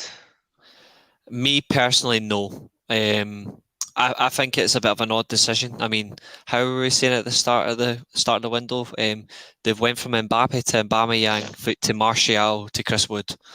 Like it's crazy. But the only good thing, and this is what Newcastle fans will like, the only good thing about the Chris Wood signing, although Burnley went and responded to it, is you're weakening your rivals. But obviously Burnley then just went and signed Weghorst. It could be, even though Weghorst is coming in like similar sort of striker, Chris Wood is already fully adapted to the Premier League. I think the Weghorst signing could work. It might not, but a 3.5-year deal, at least they'll get something out of him. But I think in a way, Newcastle necessarily do not have to play Chris Wood. They've already won that window purely by weakening Burnley of their main striker. I think the best things is getting Target on loan. That's the last left back, so that Matt Ritchie's done, so Scotland fans can be happy. Kieran Trippier right back's fantastic. That should supply them plenty of goals and creativity from the right hand side. And obviously Bruno Guimaraes from Lyon, 40 million quid. That's a fantastic move as well. So yeah, in all retrospect, I think 3 good signings and then just one shithouse signing that's weakened Burnley. That's probably the best way to sum them up. Well, to say that the Sam Radio Football Show have been reunited would be an understatement. Mr. Carl Levy has now joined us. How are you, Carl? I am good, thank you very much. Well, I don't say that radio station name in my flat anymore, but no, it has been a while since we've done a joint podcast for a while. But yeah, good to have me held on transfer deadline day. Yeah, what's your initial reaction to Newcastle? I mean, if I'm looking at it, Kieran Trippier is a good move. Chris Wood's a good move. Bruno Guimaraes, I think that's a cracking signing. Yeah, it's been all right for Newcastle, decent. I think they will try to get Dan Burn in. I think they are going to get him in, hopefully, before the end of the week. I think that'll be another good piece of business coming in. I think they're going to miss out on Lingard pretty much because now he's going to be staying at United, unfortunately. If he's going to fight for his place, he's going to be out of contract at the end of the season. So, but no, I think overall it's been a decent transfer window for Newcastle. After speaking to a few Newcastle fans the last 2 weeks, they were kind of worried, but I think that they were going to get some signings in sooner. So, yeah, I don't Nathan, is normally. that true? Yeah, I've just seen it. Yeah, it's a good signing. I don't normally agree with a Leeds fan, but on this case, I will. Like I do completely agree with our man Carl. Like I think he's spot on. Newcastle fans won't like this, but in terms of their transfer window, I grade that a 7, purely for missing out on another central midfield player and missing out on a centre back. But they've made some good signings. I think they just missed out on the 2 final pieces of the puzzle. I think Elliot Anderson. Who's that? He used to be one an of attacking Newcastle. midfielder, isn't it? Is he not an attacking midfielder? Yeah, attacking midfielder. Yeah. A youngster, then I take it. Yeah, he's a youngster. I think he fought Newcastle highly rately for what people are saying. So he's so much better than the Longstaff brothers. He's so much better. Yeah, if Newcastle don't stay up now after all these things. Yeah, Andrew, where do you expect Newcastle to finish this season? Well, the way I saw this, kind of going into this January transfer window, you look at kind of what the table looks like just now. The goal was number 1, get off the bottom before Christmas, and then goal number 2 was not get cast adrift come through January. I think that was going to be a big influence on who we were going to be able to recruit, who was going to stay away. But right now what we've got is a mini league of 4 teams at the bottom of the table, and basically the winner of that mini league stays up and the other 3 go down. It really is that simple. With the complete lack of signings Norwich have made, I'm kind of saying they're down, and I don't think I don't really kind of look at any of the Watford signings. I don't know what they are, something then. And it's between us and Burnley to stay up. And I have this really horrible mince and tatties gut feeling about that signing that Burnley made. Wout Weghorst is going to be the difference. Because I know what you said, and I appreciate kind of like about, we took Chris Wood from him, and then the way I see it, Weghorst is a massive upgrade on Chris Wood. I could see him keeping them up. You've sold Wood for 25 million and you've got Weghorst in for substantially less than that. If I'm a Burnley fan, I am laughing my way to the fucking bank. Yeah, the good thing for Newcastle fans though is Weghorst has only scored 3 league goals all season. It's true. He's not been the same since post Euros actually, and that is probably why he's been struggling this season. I don't think he's been getting the feed into in the 6-yard box quite well for before he joined Burnley. So and there's obviously the concern that Burnley's not going to be any better for service either. So that is the kind of like the other kind of side of the coin. Exactly. They're going to have to rely so much on Cornet and Dwight McNeil to supply it. And I love those 2, but I feel sorry for them. I feel sorry for those 2. Cornet to Weghorst is going to be deadly. Michael talks football. Yeah, 100%. I think Wout Weghorst signing the deadline day. Best team of the deadline day is Bournemouth. Yeah, 100%. He's 6'6" as well. Can Newcastle sell all these new players in quickly if not relegation on the cards? It's a good question. It's a good question, but I think they should be fine. My worry is the lack of striker that they've got. The answer I would give to that is long term. I'm not sure it matters because of the kind of culture created by these players being brought in. Point is, none of these guys have relegation release clauses. All of them are here for the project. They're here for the long term. So even if they do spend a year in the Championship, come back up, those guys are still going to be there. Lee saying Chelsea having a big clear in the summer, 9 players being sold. Don Hutchinson tweeted out today, a few teams had good transfer windows with a tick emoji each. When he got to Newcastle, he spammed the ticks and added 2 fire emojis. Wow. Yeah, I don't necessarily disagree with him on that one, but I just think they are missing. They have been god-awful a bit. I agree with this. Wolfsburg have gone down, fallen off a cliff. Yeah, they've been shit. Fantastic. It means they're not challenging us for top 4. But even so, Weghorst, as a player, some clubs have faltered, but certain players have thrived. For example, when Sunderland were doing absolute shit in the Premier League, Jermaine Defoe was still banging in 20 a season. So there's some players that can do it. I think Weghorst purely, it's a gamble. It's a big gamble. But the good thing though is he's a typical Burnley. He's not a typical Dutch striker. He's not a typical Dutch striker. He's a typical Burnley striker. He's a Burnley. And he's a risk. Fabrizio's just tweeted Fabio Carvalho to Liverpool. Here we go. Deal in place with 5-year contract. Medical ongoing in order to sign paperwork before deadline. Carvalho has accepted all clauses into the contract. It's race against time now. Fabio Carvalho will stay at Fulham on loan. So it does look like the deal is going to be over the line. Very interesting. I don't care who stays up, and Newcastle fans deserve to stay up. Yeah, Newcastle fans are a different bunch. Absolutely. Honestly, Bruno Guimaraes is a Champions League level player. What a pull for Newcastle. Yeah. Yeah, that was something else. Yeah. John Philippe Mateta went to Crystal Palace South East London permanently. You mentored at Mateta. Yeah, I did see that. I think that's fantastic. So. I think that's we only spoke about that 30 minutes ago. It says all really a lot's changed in 30 minutes. That's a good signing for Palace. Fair play to them. Yeah, definitely. We will speak about Leeds United now. Carl, I think it's safe to say you've kept Phillips, you've kept Rafinha. Are you a bit worried about the lack of signings, though? I am a little bit. There's been a total divide amongst Leeds fans the last couple of hours, probably at least the last 2-3 weeks, and especially with the statement came out from Angus Kinnear, our managing director. He said, buying players in January short term is not good for developing for players that we have in the youth academy. I don't know about that, and I know there's been when you have to carry on the bench, you question thinking, are they good enough? And then some are good enough. But you have someone like Somerville, who's likely to go away from the club, to I think one club that was linked was Hamburg, for what I do remember. There's 3 other clubs in the Euro. It just questions why Leeds have just not really rushing to get play. We don't rush to get players in. That Bielsa's happy because we are getting what he's saying, we get the squad back. But I do worry about that. And I think it's now this use divide amongst, like I said, to use the divide amongst Leeds fans. Probably for the first time for quite a while since we got promoted to the Premier League, just been a bit of a divide. And I do worry, especially if we get Phillips back fit before March.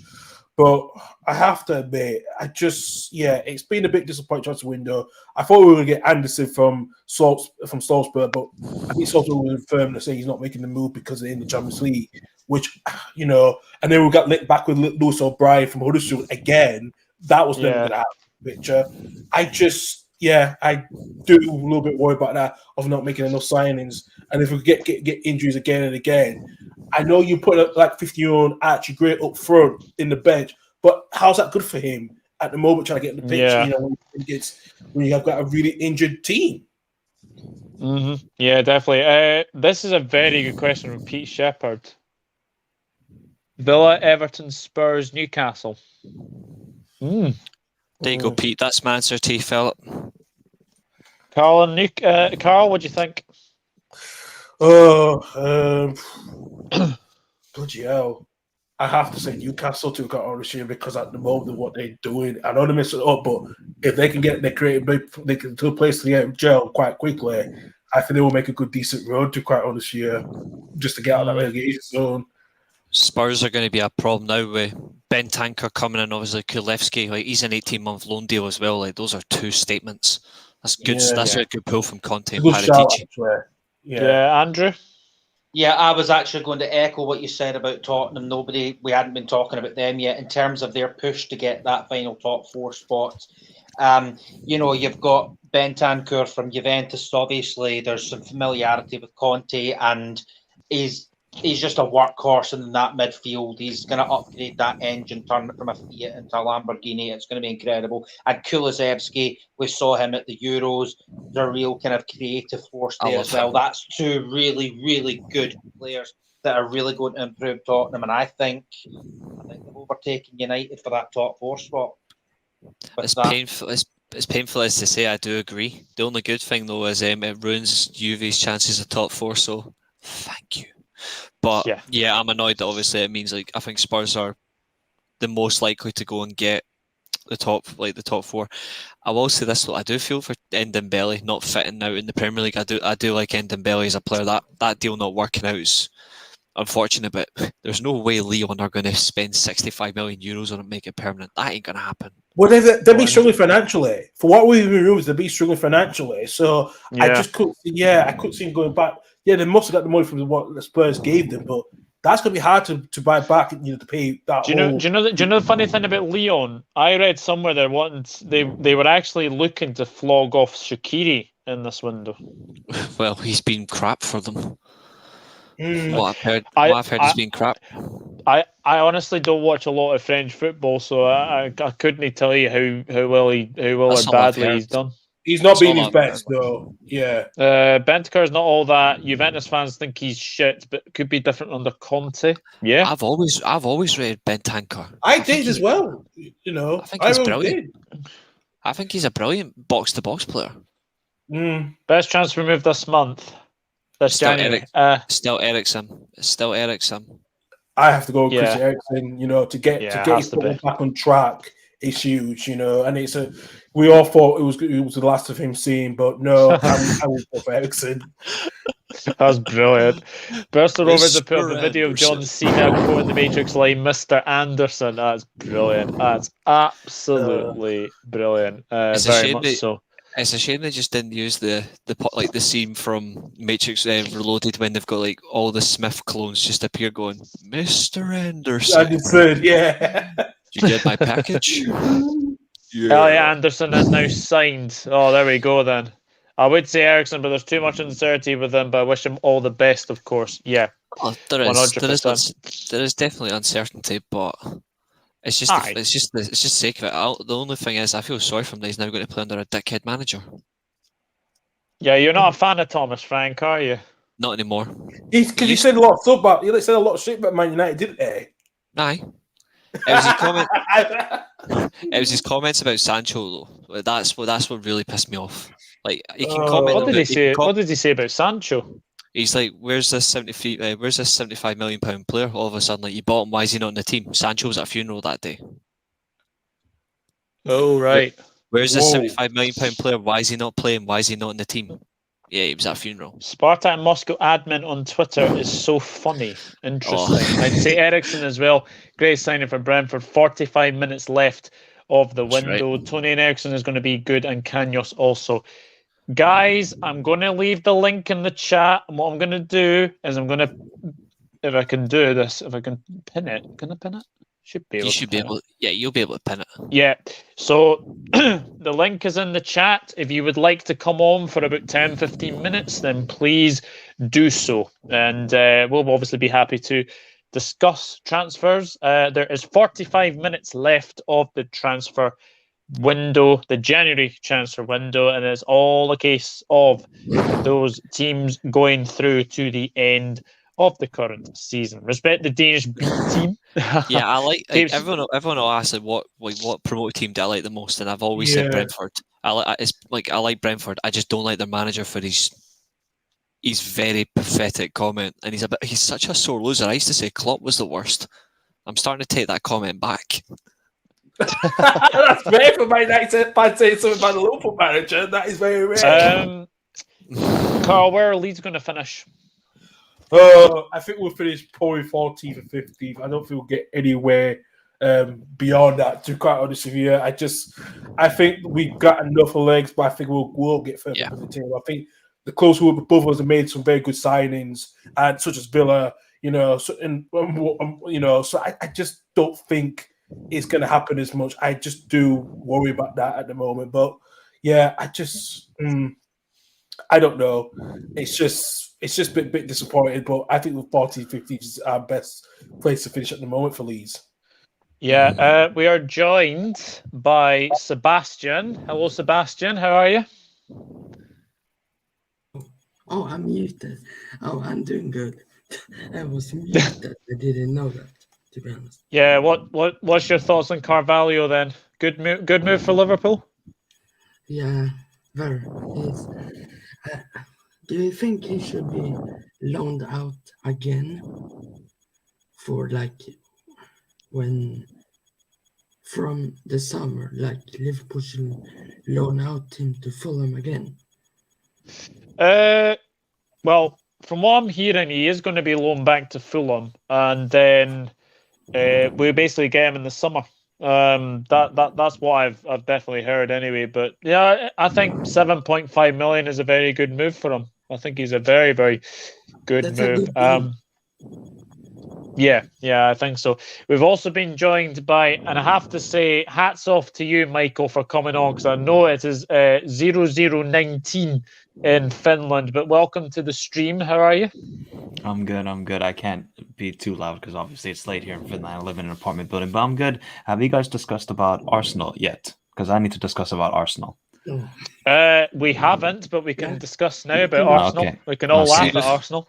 Before we jump into Arsenal, can I quickly say one thing and then I'll Go let ahead. you carry on? This is just an update for you guys. I don't know if you've heard. This is from the Athletic UK. Brighton have rejected a bid of around 35 million quid for Yves Bissouma from a Premier League rival earlier in the transfer window. 3 clubs were seriously interested in the midfielder. I think it'll be Villa, probably. Yeah. Might have done. Yeah, Billy was 3 more clubs. likely. Yeah. Yeah, just thought I would Yeah. make that noted for you Right, guys. I'll get my popcorn for this. Arsenal. All right. Can I just start off? I need to. Oh my. Take your God. time. Take your time. Yeah. Okay. You know what even makes it better, right? So Arsenal sold all their players, right? They're all gone. Aubameyang, I'm happy he left. He was no use anymore at Arsenal. And I think the main problem for Arsenal is looking like it's Arteta. I think he has too much control of this team and how the team is organized and how they're making their signings, right? Okay. What makes it even better today? They get rid of Aubameyang. You know who they signed today? They said they signed a player that is similar to Trust the Process. Trusty from actually my MLS team, Colorado Rapids, funnily enough. Do you know who also owns the Colorado Rapids? Stan Kroenke. So basically, it was a free transfer. Arsenal are just, I mean, I feel bad for them because, you know, they've been to Banter Club now for a while, and I know they're a very historic club. But seriously, what is this Amazon documentary? I can't wait. I want it to be August already. I need it to be August because this Amazon documentary is going to be absolute fire. How can you do so many bad decisions over and over again? And now with this, you're signing a player that is similar to Trust the Process. Nah, I'm done. Arsenal, do you know who their strikers are going to be? Lacazette and Nketiah. Do you know how many goals they have this season? 3 goals. 3 goals for your strikers.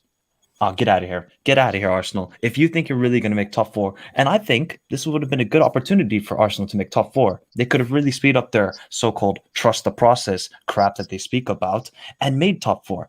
But no, instead, they're going to go back down. They're going to be in the Conference League. They'll probably come play here in Finland on Thursday nights here in AstroTurf in Helsinki. So, you know what? I'll go watch Arsenal lose to my local team here in Finland and banter them even more. So, I feel bad for Arsenal fans. I wish them, you know, all the best, but they're run by a bunch of Muppets, honestly. And you know what also makes it better? Stan Kroenke's NFL team are going to the Super Bowl. Yeah. And they're going to lose. I hope the Bengals, man. I'm sorry, but yeah, Up the Bengals. Oh, that's amazing. You know what? Really amazing. You know what? I don't blame you with the rap, Michael. I just question what is going on. If you didn't rate Aubameyang and you go for Valicic for the whole time, and now he's going to Juventus, do you not have any alternative options? If you knew you were going to get rid of Aubameyang and so forth, you're not going to get the striker you wanted originally. What is the process? What is the process at Arsenal at the moment?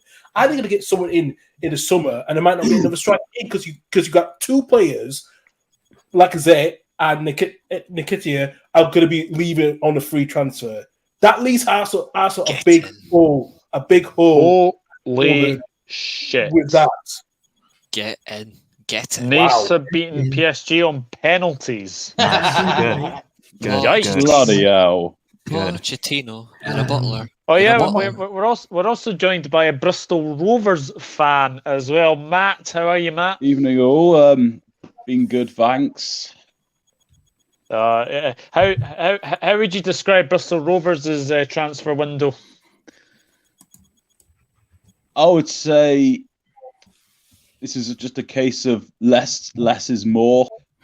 Anything for now is just a bonus, but going too high would just make any big player we bring in pretty much a waste of space.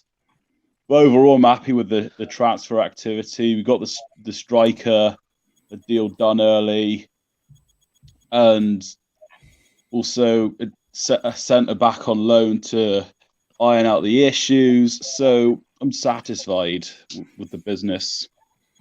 Yeah. Michael, I've just seen from Fabrizio Romano, apparently Islam Slimani's joined Sporting CP. Oh God, he used to play there. Why? Oh my God, Sporting! Why are you doing this? Why are you bringing a bomb striker again back to your club?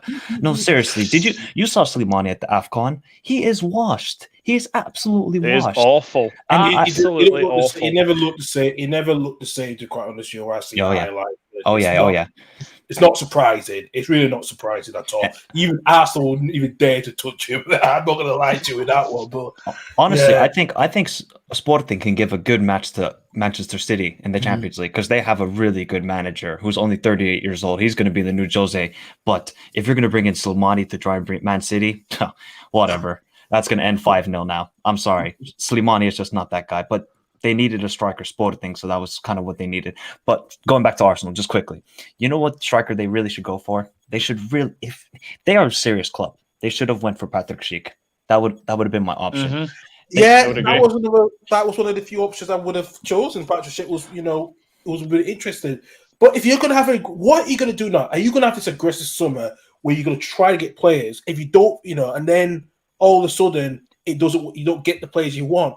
Where does Arsenal, Edu, and Mikel Arteta go from this summer afterwards if they don't get the players that they come in?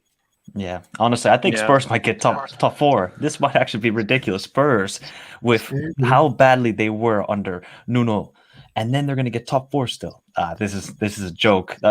There's only 2 real teams I think in the Premier League at the moment, and that's Liverpool, Man City. Because Chelsea, I'll give them a pass. They've had a lot of injuries, but Man U, Arsenal, Tottenham, honestly, just please West Ham, Wolves, get top 4, please. Just let these banter clubs just rot even more at this point. Top 4. Honestly, I think they've been really good this season. If they just had a striker and Adama Traore being decent, and I still can't believe Adama Traore is going for 30 million. Fair enough. Just got some news regarding with Villa have rejected 3 offers for Douglas Luiz. That has come. The most recent offer came on transfer day. This is on the Athletic. But the Athletic understands that Villa want to keep the midfielder on hold until a long-term contract. Luiz had was admired at both Arsenal and Newcastle. But his contract situation is edged towards a concern at the moment. He's got 17 months left on his deal. Jared Cuttley admitted that they're not open for talks at the moment, but there's some point maybe some talks. I can't say later on, at some point sooner than later. Interesting. Yeah, that's just came up. That's just came up for me. 32 minutes left of the deadline. It's still 12 o'clock in Scotland, isn't it? Yeah, going to Scotland, and I don't see John Sutter going to Rangers by 12 o'clock. I don't think it doesn't look like it. We don't need to. We don't need to accelerate that deal. We're getting him in the summer anyway. So. No, exactly that. I and I'll speak to my colleagues from work as I work for FanDuel, and I'll speak to good. And all the people are saying if this scenario comes, this worst moment scenario, if Hearts play Rangers in the last day of the season after this post-season split. If John Stewart gets the winner, that's going to be, and then Celtic wins the title. You have to be thinking, whose fault was that not getting him forward before all this was going to happen? That could be one of those scenarios that could happen if. And I think that's why I think John Sutton needs to think carefully, and both Hearts and Rangers need to think carefully. If you play each other the last day of the season and he scores the winner, how are you going to go from there? Ali's in the chat. I've just seen that. I confirm we're replacing Oba at Arsenal. Source might know. We play Hearts next Sunday as well. Yeah, exactly. Michael, apparently Douglas Costa's going to the MLS. Diego Costa? Really? Diego Costa, you mean? Nah, Douglas Costa. You mean the former winger, Bayern Munich winger? Bayern Munich. Wait. Which MLS club is he going to? Let me just check, because there was rumors today. Los Angeles, LA Galaxy. Oh my I'm God! pushing to sign Douglas Costa. How the mighty have fallen, really. Oh my God, Douglas. Honestly, I thought he was such a talented winger, and now he's at LA Galaxy. All right, bro. He gets a good paycheck. He gets a good sunshine. All good. Yeah, it's confirmed. Douglas Costa signed for LA Galaxy. Yeah. Yep. Do you think they went from Beckham to Zlatan now to Douglas Costa? That's plus Gerrard, plus Robbie Keane. Yeah, exactly. Yeah, and Ashley Cole. Well, Cole. Cashley Cole, exactly. Yeah. But hey, I have a question. Go ahead, Sebastian. There's one thing I hate about transfer window, that in Sweden we have our transfer window to March 31st. And I think we should have it this time when Europe is, because it's kind of easier. That's interesting. Yeah, I know there's different transfer window for most Scandinavian countries, and I know about that. Yeah, I did not know about the Swedish part. I didn't know will their window open now, or do they? Because I know you have your seasons usually within like 6 to 9 months, isn't it? Because you all play within 1 year. You don't play within between like our current season to 22 and 21. You've got a summer schedule. Yeah. Interesting update from Gillen Balag. Tottenham decided that a move for Ousmane Dembele was too expensive and not a priority. Dembele did not reject Tottenham. Good. Don't go for that guy. Don't go for that guy. Loan deal. That's good. Otherwise, you need to get the ambulance out. Yeah, exactly. I'll say this as well. If Douglas Costa going to MLS, we were linked to him 2 years ago. It was like the recurring transfer, one of the recurring transfers for United every summer is like Douglas Costa. He was part of the Schneider and the Gaetan list.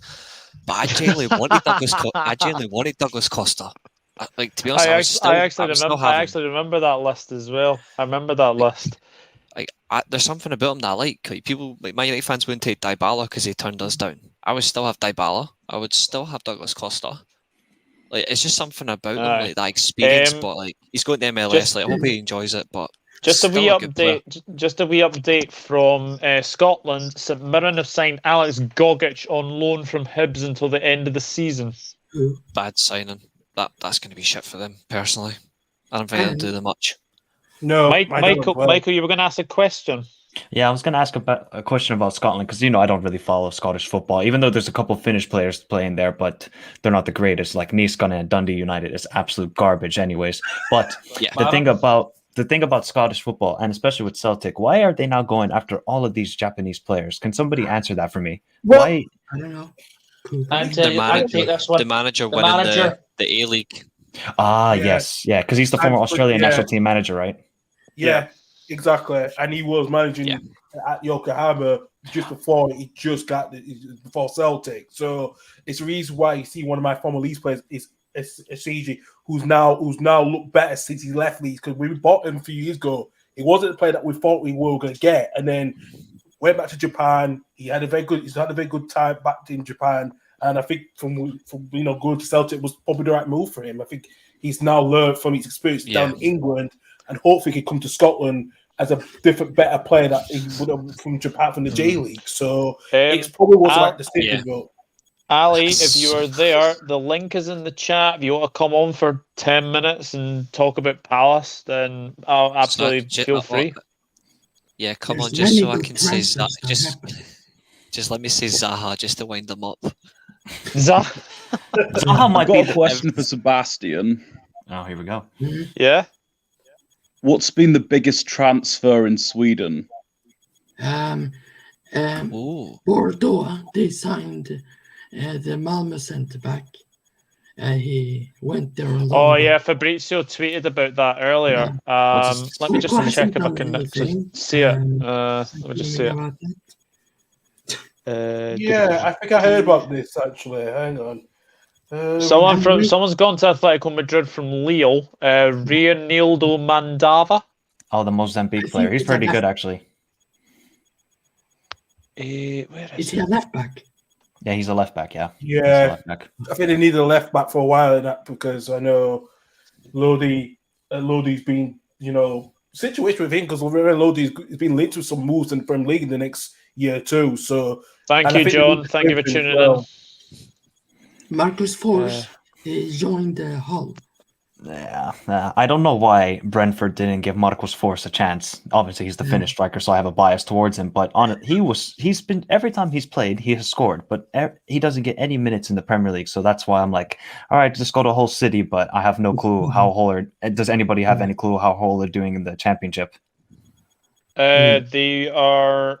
I think they were about 18th or 17th, but they're managed now by Shota Arveladze, which I was surprised to hear about.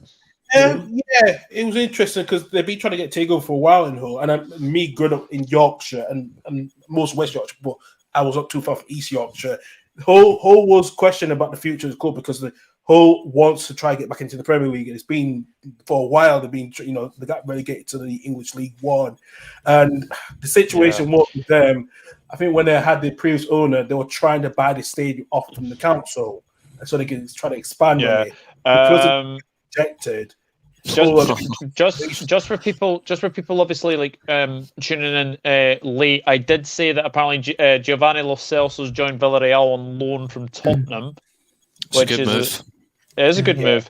Oh my gosh, Roman Berkey, remember him? Borussia Dortmund goalkeeper, has apparently refused to join Lorient on loan. Deal off, same as with Galatasaray a few days ago, I should say. Fair play them for going. Fair play them for that decision. Then refusing to go. Bergwijn to Ajax is off. Brian Gill has joined Valencia on a straight loan from Tottenham. Hang on, do you say Bergwijn is off? Yeah. He was never going to go. He was never going to go. I think after he scored the brace against Leicester, everyone knew he was going to stay. So did Conte as well, because he proved himself that. Arminia Bielefeld are set to announce the signing of US left back George Bello from Atlanta United. Deal completed and sealed. He's a good player. He's a very good player. Very, very good player. Also sent the goalkeeper on loan, I think. The goalkeeper, the Swedish goalkeeper. Oh, here we go. Angel, what the heck? Ahmed Hodzic is Bordeaux from Malmo on loan with obligation to buy clause. I do remember him. He was at Nottingham Forest. He only had one game at Nottingham Forest, and that was just I do remember. Right. He's one of the players that I see a lot on Football Manager. People do rate him, to become this next great Bosnian centre back. It will be interesting if he's good. If the Black said loan on obligation to buy, I think that's a good deal. And I think if they buy him, it's a bad thing for Swedish league because they will have a lot of money anyways. Yeah, that is true. No, I have read about him quite a lot, and for what I have been hearing, he's a very, very impressive young defender. And hopefully, I've seen him 1 or 2 European games. It looks fantastic. I think it'd be good for a good, decent, mid-table, top half, probably top half Premier League club or European club, or something like Porto. Go to a Portuguese league and, lesser leagues, someone like Porto or Sport. It would be a good signing, actually. It would be a very good signing. Even if I don't like Malmo, I think he's a great centre back. Yeah, I agree. Obviously, share your sentiments about Malmo, my friend. Share your sentiments. So, Reece, I'm not going to come to you because I know what you're going to say. Out of 10, what would you rate Man United's transfer window?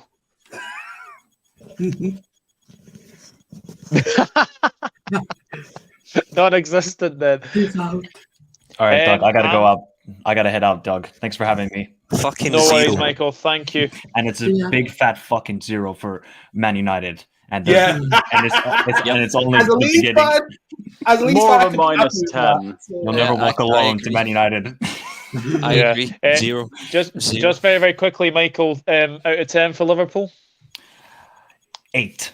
If we got a midfielder, it would have been a 10 out of 10. I'm happy with the transfers, though.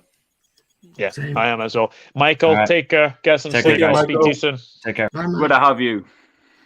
Yeah.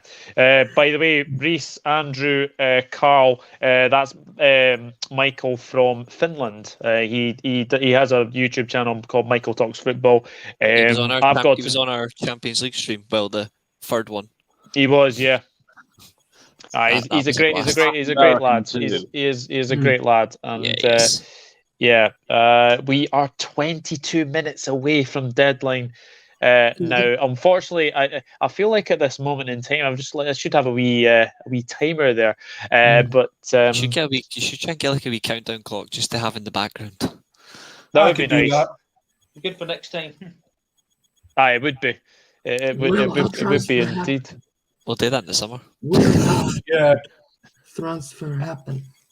Will it happen? Something.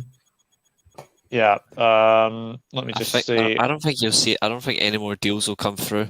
But like, I know we're quite avid sports fans. If anyone's a UFC, like a combat sports, like UFC fan in here, like I put a tweet because what's his face? Jake Paul's called out Khabib, like challenging him to a fight. No. It's not going to end well. I tweeted Khabib saying, "Can you please accept his fight so you can tear him apart, please?" Yeah, Did he not do the same thing with a boxing match with Alvarez? That's the one I wanted to see. Yeah, but I really want Khabib to just get him in a couple of chokeholds and like not let go. End him. Absolutely end him. Agree. I hate Jake Paul. He's an absolute disgrace. I'm Andy's brother. He's such a moron. Mm-hmm. Yeah, exactly. I don't know why you want to be your famous going to WWE. You get the study from Kevin Owens, you know. All that. Yeah. Like he's such a melt, man. Like he ruins everything I like. I swear, if he plays professional football for like one game, like soccer, then that's it. Football's ruined. That is his day. Football's dead. Cantona will, you know what he will do? Kick him in the face, hopefully. He will defeat him. Like Cantona, can you go back and repeat 95 for me, please? Just like it's not a fan this time. It's just a melt of a human being called Jake Paul. Just kick him for me. I'm just checking to see if there's any. Matt Targus tweeted, "So proud to have signed for Newcastle until the end of the season. Can't wait to get started. I'm ready to give all to this club as we head into a very important few months. Looking forward to seeing you all at St James's Park." There was talk, Andrew, potentially about Jamal Lewis going out on loan. Yeah, that's something that must have passed me by that I didn't see. But I think for the sake of depth at the kind of fullback position, I don't really see how that would be particularly helpful as much because, you know, we were talking about how much we need to bolster that. And as much as Jamal Lewis has been more of a liability than a kind of like an asset recently, I'd still want to keep him for depth. So yeah, apparently Sports Pete O'Rourke has just tweeted that apparently Jamal Lewis has rejected potential loan moves to Birmingham City and Stoke is set to remain at St James's Park. And also, I did also read potentially that Kieran Clark potentially is leaving Newcastle. Oh, please, Matthew, yes. I have heard that is possible. Let me just check. And the deal is confirmed. Ahmed Hodzic to Bordeaux. It's confirmed. Yeah. Oh. Okay. Kieran Clark and Jamal Lewis have turned down moves away from Newcastle, despite not being. This is the interesting part. Not being in the 25-man squad to be submitted to the Premier League. I think this is going to be an issue now because for you, I think Andrew might agree. With Newcastle having that squad, you have to trim down the players. The players are not good enough. He's such a Kieran Clark, who's probably had previous experience. Who do you choose between Clark and the other defenders? And that is interesting. And Jamal Lewis, has he been in the current international for Northern Ireland? Not as much as, you know. It's a lot of tough decisions has to make. You got Paul Drummond, who's still there at left back as well. Who are you going to choose as the left back is taking two left backs? And I think they need to really decide on the centre backs as well too, because I have to admit Newcastle can't keep these players on wages. And what are you going to do when they're not playing? Are you going to play them in the under 23s? They need game time. Yeah. Well, for starters, Kieran Clark, I have never forgiven since that Norwich game where he basically put one for the team, went Newcastle at 10 men, and we would undoubtedly beat Norwich if he stayed with 11. The guy is literally a liability. And he's a product of kind of Mike Ashley not renewing since our last promotion. So I'm quite happy for him to get catapulted into the fucking time. But for everyone else, I like Dummett for the simple reason that he can play centre half and left back. He's a depth piece that can play like one of either positions, so he's good for that. So I would want to keep Dummett. But after that, yeah, you're right. It is a hard decision when it comes to like looking for who you trim down in the final squad. It is a difficult one. Yeah, it certainly is. I feel sorry for Rafe Rovers, Reese. They've just signed David Goodwillie. Who? Oh, fuck's sake, no, not David Goodwillie. Now that's a memory of a player that I wish disappeared. Sebastian and Matt, if you wonder who David Goodwillie is, I remember him shite. from when he was at Blackburn. He is shite. Absolute shite. He's utter bollocks, man. He's really bad. How long had he been at Clyde, by the way? Because I thought he'd been there for ages. I thought he'd kind of settled there, found a club that would tolerate him. He was Barry Ferguson couldn't even get the best out of him. Oh well. Oh. Well, my memory of David Goodwillie at Blackburn was he didn't really do much, and the standout moment was he scored a goal in the FA Cup against Newcastle. Yes, Helen, that David Goodwillie, the Dundee United player, yes, I do remember him. He's 33 years old next month. The only thing I remember about David Goodwillie was when he was at Dundee United. He had, like, for a Scottish player, had an amazing amount of pace on FIFA 10. That's all I remember about him. Goodwillie is still playing, James. Yeah, Goodwillie is still playing. I'm just looking. This is his record of clubs, right? So he was at Dundee United for 5 years, 06 to 2011 after he graduated the Youth Academy, made 117 appearances, 29 goals. He went to Rovers on loan the 07-08 season, 21 appearances, 9 goals. Blackburn 2011 until 2014, 20 appearances, 2 goals. He had a loan at Palace, 1 appearance, no goals. That was in 2012. 13-14 season, came back to Dundee United, 19 appearances, 3 goals. He then went to Blackpool 2014 for that period, from January to the end of the season, 13 appearances, 3 goals. Aberdeen 2014 to 2016, 40 appearances, 8 goals. Ross County on loan that same year, 9 appearances, 1 goal. Plymouth for 1 season, 16 appearances, 1 goal. Clyde since 2017, 121 games, 81 goals for Clyde. Yes, Dan Burns officially through. Yes. Dan Burns is signed for Newcastle. So that is agreed. Just to answer Jeannie's question. I've got some news about, there's some rumours on Twitter going on why John Sutton's deal failed. That Hearts wanted £600,000 for John Sutton from Rangers. Rangers gave was about 200,000 apart. So Rangers were willing to pay up to 400,000 for John Sutton. Just to answer Jeannie's question, apparently Vinny O'Connor, who has been completely all over this deal for Carvalho, it says, regarding the race against time for Carvalho deal to get done, clearly both the transfer and loan back need to be completed. If the loan can't be done, then the transfer doesn't go ahead. So time is a big issue. But should a club apply for an extension beyond the 11 p.m. deadline, the transfer will fall through, as the Premier League or EFL's board must receive the deal sheet prior to when the window would ordinarily have shut. And should a deal sheet be submitted in this 2-hour period, all the documentation must be fully completed in order for it to be allowed. So, just breaking news, Todd Cantwell has joined Bournemouth on loan for the rest of the season. That is Eddie's loan with a view to make the deal permanent at the end of the season. That is amazing deal for Bournemouth. That's Norwich getting relegated. Yeah. For a player who had a talent and how he's been treated by Farke and then Dean Smith, you question why, he was one of the linked to Man United just last season, the Voss. I don't know how this has been a turning point of his young playing career. Yeah, James has said, still went on Carvalho to Liverpool, Alli to Everton, and Aubameyang to Barcelona to go through. We'll keep you updated. This is why I did the stream at lunchtime and the one tonight as well. So have you guys seen what Mbappe is going to earn at Real Madrid? So rumors are what I've been hearing. He could be earning at least nearly 800,000 to maybe $1 million a week. That is roughly what Cristiano Ronaldo was on, and for that reason was due to the Spanish taxes is so high in Spain.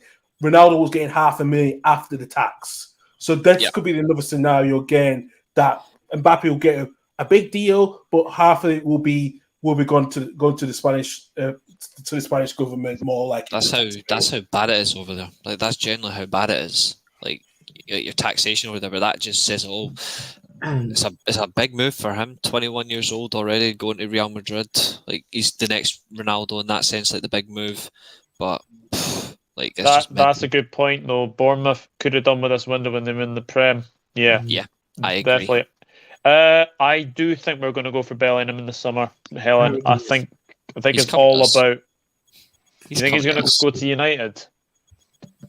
Yeah, Bellingham will go there.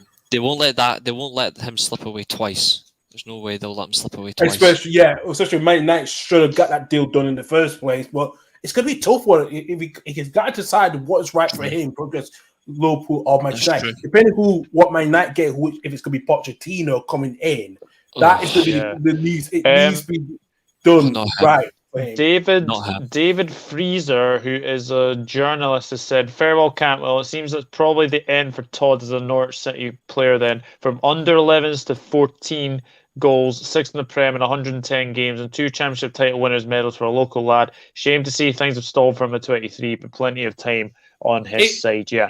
It is a disgrace how Norwich have treated him in the end. It really is a disgrace because he was one of those players from that youth academy that they put so much effort and time to, they had to, because what they did, because Dele Smith, the famous cook chef, she don't have enough money, and she went through this investment scheme through Gianluca Vialli's Tifosi, and they put a lot of people donated a lot of money of giving Norwich a very good category 1 academy status, and they bought really good players such as Jamal Lewis, Max Aarons, Jacob Murphy, and Todd Carrott. They got more players going through, but to treat someone like him, who's been a local lad for a long time, is a disgrace. Who would have been the next Norwich captain in the next few years or so?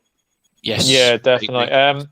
I don't know if you're on Twitter, Matt, but apparently No Context Bristol Rovers has tweeted apparently a tweet saying there isn't a cat in hell's chance that Elliot Anderson isn't signing tonight, and then there's a thing about Joey Barton, the Barton Crew. So I forgot he was manager of News, actually. I agree with Jeannie's recent comment. Liverpool can't afford him. Agree with Reese. Mm-hmm. I think United will go at all costs to get him. There's no way we'll let him slip through our fingers twice. There's just no way United will allow it, because he's still like the main. Like him and Declan Rice are still the two like main target midfielders. Like that's what United really want. I wouldn't be surprised if United go for both in the summer, whichever one they get. They'll then go for the next year. So they get Rice system and Bellingham next year. If you don't go for both Reese, who would you go for one? Reese or Bellingham? That's a good question. I think I got a funny feeling Chelsea are going to get Rice anyway because of the Cobham links. I think that's stronger than United's pool. Although United have got the pool to sign any player, I just think the Cobham link is very strong. I think the one you don't want to lose out on is Jude Bellingham, and that's why I think United will go absolute hell and back again to sign him. And then if we try and find a way to get Rice at some stage, then so be it. I don't mind that. But if you had to ask me nail on the head, who would I take right now, Bellingham or Declan Rice? Both would be the best answer, but one or the other is 100% Jude Bellingham. He's such a phenomenal talent. Yeah. I can understand that, and it's a tough situation. Yeah, it depends what you need in a player as well. Because depends what you're looking for, really. Exactly. Yeah. Like Bellingham's more of a creative force. If you're looking for a kind of dynamic box-to-box kind of guy, you want Rice. But as a kind of overall attacking force, you want Bellingham. The lovely Sophie is in the building. Reckon we'll get over the line. I'm really, really hopeful, Sophie. Sophie, if you've got 5 or 10 minutes to come on and have your say, then please do. Absolutely. The last thing we need at Liverpool is another England international FT. First teamer. Yeah. 7 minutes. Yeah. I will say this: whoever gets Bellingham though is going to benefit massively. I wouldn't be surprised if Man City still try to sign him as well. I would not be surprised. That is a good question. If Man City do go for him, because you got players like Rodri who's been fantastic again for another season, and you got, if Gundogan does leave, which is going to be an interesting part, because if Gundogan does leave, I think they will go for Bellingham, which means somehow Rodri will play a bit more centre mid and Bellingham all rotate. So it is going to be interesting what happens with that. So it's a good shout. It's going to be an interesting summer for Jude Bellingham, or where he does go. I think Man City are in the hunt for him, no doubt about it, because if Man City are going to get... Carl, do you think you'll keep Rafinha and Phillips in the summer, or do you think one of them will be away? I think we'll keep both of them in the summer. I think because if Rafinha's contract is not going to be... We know it's not done yet, but it's still finalised, and everything's kind of verbally agreed, but not physically agreed yet. Phillips, he's come out, talked about... See, I know, Reece, I know. Why do you think West Ham was trying to go for him in the last 24 hours? No, I don't care. I don't care about it's not about Phillips. It's Rafinha, mate. I think if a club comes in for Rafinha that guarantees him European football, I think he would jump at the chance and take it. I don't understand that, but I think he needs at least one more season. I know he's been at times where he's been very poor, but I think he needs one more season at Leeds, and then I think he will make a big move. He's a good player. Yeah, 5 minutes. At the moment, contract extension is probably right for him at this moment in time, and I think he will be one of the highest earners at Ellen Road, from what I'm hearing. Yeah. Apparently, the EFL are not accepting an extension into the Carvalho deal. So let's have a little game, lads. This is your deadline day move. We'll just have a little laugh. So it's the first letter of your, it's the first letter of your surname is the transfer fee paid for you, and then the day of the month you were born is your new club. So we'll go in order. So we'll start with you, Doug. Yeah. So the first letter of your surname. So first letter of my surname's H. Let's see, where's H? Yep, and your day you were born on. The 9th. Okay, so you are officially a Real Madrid player for 25 million. Oh wow! Oh, I'll take that. The first Andrew? Scottish player. My surname... There's been another Scottish player that's went for Real Madrid, the Jack boy. Oh yeah, I do remember. Yeah, who didn't even get it? He was not in the squad many times. Yeah, he never got a game. Andrew, what's yours? Well, my surname's Walker, so W, and I'm the first.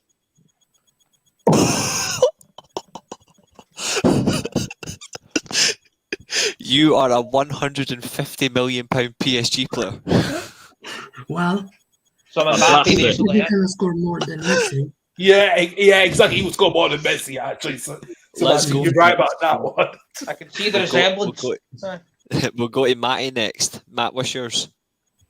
Well, it sounds like I've got a high bar to match. L, that's the first letter of my surname. L, okay. Yep. And number? 27. You are a free transfer to Shanghai SIPG. Wow. How the mighty have fallen. He will earn money. You never know. More money than Carlos Tevez did, so, Trust me, it gets really good. Sebastian, what's yours? B. And 20. You are a £10,000 move to Hoffenheim. Well, that's not too bad. That's not too bad. Carl's obvious. Carl is so Carl's L. What's your number? 18. Oh, I think you should all just look at Carl now and just give him like a shame sign. Wow.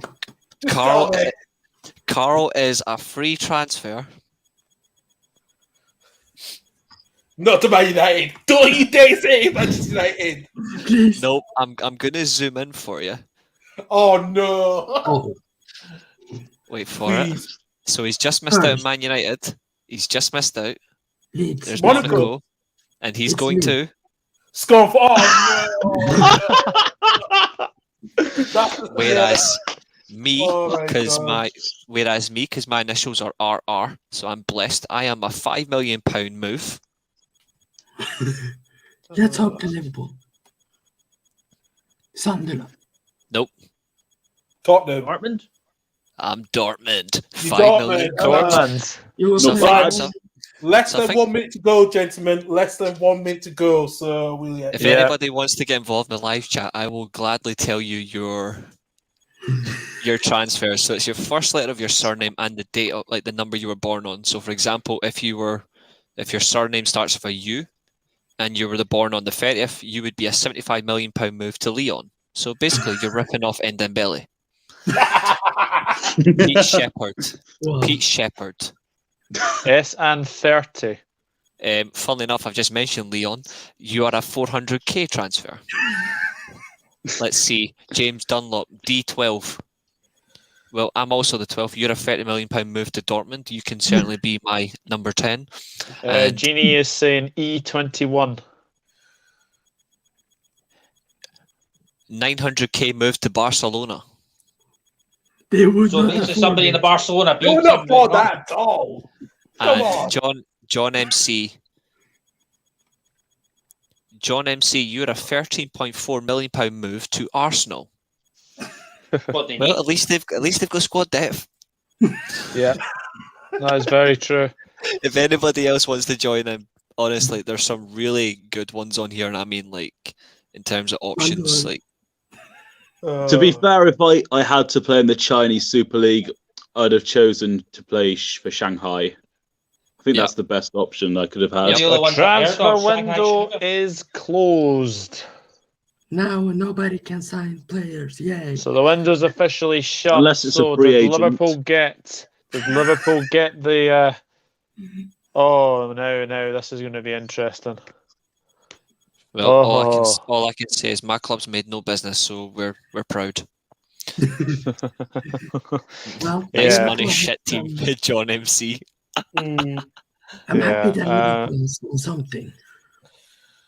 Nottingham Forest have just signed Sam Surridge from Stoke City. That must have been very, very late on that. And it's a playoff rivals as well. Yeah. That's gonna be So we're interesting. still figured waiting out on what Genie Alli meant. to Alli to Everton, and we're also waiting on Carvalho to Liverpool, and we're also waiting on Aubameyang to Barca. I just figured out what Genie meant. FT. Fuck that. He's saying fuck that to he's basically saying fuck that to playing with Aubameyang and fuck that to Bellingham. and all that. Right, okay. Oh no. Yeah, it's gonna be I'm upset interesting now. that Isaac didn't go to Arsenal, but at the same time, it's Arsenal. I didn't want him to go there, but I wanted him in the Prem. I reckon he will come to the Prem in the summer. I've just put it in the group chat I'm in for Rich Sports, right? And immediately Jade's response: £900,000 move to Celtic. Oh, that's harsh. She's a Rangers fan. Oh no. Yeah. Oh, I that's painfully funny. Genius, we can't sign anybody now. I think that was the club's intention. Yeah. Absolutely. I'm still apparently Crystal Palace have signed Luke Plange, who returns to Derby County on loan. Yeah, watched him yesterday in the game against Birmingham, and there was talks about him. Could it be leaving? He's likely to go back on loan to Derby, but it's a question about the transfer budget that Derby has at the moment. So we don't know if he can go back to Derby on loan at the moment. But it'd be interesting to see what happens with that scenario if Derby can get him back on loan for the rest of the season. Yeah. Watford fans are not too happy. They're not happy with their window. So. Manchester United fans are actually say goodbye to top four. I think they're right. It's an unfortunate possibility. Hello, Anka. Is it good morning from India? Is it morning already there? Morning in India. Wow. Yeah, they're way ahead of us. So Yeah, what Ankit was live earlier. I saw that. It's a possibility United could miss it on the top four. In all fairness, it's purely because of the not signing anybody, which is a big mistake, not signing anybody. But I think purely the club have decided we're just going to stick with the squad we've got and hope for the best in the FA Cup and the Champions League and get the top four. I think is a very risky decision. Reece, who would you have wanted to get in January? I wanted either Kamara or Kessie in defensive midfield, and to be honest, I would have taken Dembele for the right wing as a loan. 430. Wow. Purely, I would have taken them, but we didn't bother Sakaria as well. That's another miss. Letting him go to Juventus is criminal behaviour. Like it says it all. So it's just the man. I think the fact is we've loaned out Diallo now. Like, although he's gone to Rangers, I hope he does well. That's a loss in the right wing through circumstances I don't want to talk about. And obviously, Martial going to Sevilla is another thing because he would have played in that position as well. So his depth. What was the situation? And I spoke with Andrew Rogers a few times. What was the issue? We know that Martial is one of those players who was grumbling quite a lot about the rumours of not backing Ralph Rangnick. Why is he being a bit of a trouble issue maker at the club for the season? This is not like him doing something like this. I personally don't know. I honestly cannot give you a straight answer to that. Like, because he's a good player. I just think there's a man of consistency, and there might just be something behind the scenes. Like, it's just like I just honestly don't know. And the fact is, he's gone on loan. He's gone to a club that's 4 points behind Real Madrid in terms of the top two in Spain right now. Like, the funny thing is, he's got a good chance of winning La Liga at the first attempt. Like Lampard again and Dele surprised me. I thought he'd help Chelsea and take Ross the boss. Oh, Barkley. He's actually on our final. He's actually on our final four for managers in the summer. Like, our final four shortlist is Ten Hag, Pochettino, Luis Enrique, and Lopetegui. That's been confirmed. Like, our final four shortlist. Darren Bent's tweeted, "What an absolute shambles of a transfer window for Arsenal. What is going on?" Yeah, it's funny how he would speak when. What would he know about signing for clubs when he's never really been wanted that much? He's just been in a bit. I know. Oh, West Brom have parted company with midfielder Robert Snodgrass by mutual agreement. That's interesting because you had him at Livingston, we had came at Livingston, I had him Leeds, and surprising because I know he was still trying to play not top football, top tier football, but he was trying to stay, but I don't think he has the legs of it now. I think he'll come back to Livingston. It wouldn't surprise me if he comes back. Potentially, yeah. I wouldn't be surprised. I was at one of his games when I was young. Because I lived near the stadium. I used to watch him when I was younger. Yeah, so I used to go to the odd home game. He's a good player. James is saying he's glad they never went for Barkley. Yeah, I think that's definitely so. One question to you all, Reece, who's had the best window? From a logical sense, it's Newcastle. In terms of Europe, it's Rangers, and in sense of just possibly causing an upset, I would say Spurs. I think out of the teams challenging for the top four, like the last spot, Spurs I think have won it. Arsenal have not strengthened. Man United have not strengthened. Spurs have brought in a key midfielder. They've let go of players they didn't want, and they've also brought in a winger as well. Like, I think you would have to say realistically those three. I think Everton have went and done their business smartly. I think they're going to be fine. It's just like the likes of United and Arsenal should really give them their heads a wobble because they have not signed anybody. They've just jeopardised their top four positions massively. And as a United fan, it sucks, but it just means that in the summer we go again with whoever the new manager is. They really need to back him properly. I hope it's Ten Hag or Luis Enrique. I do not want Pochettino.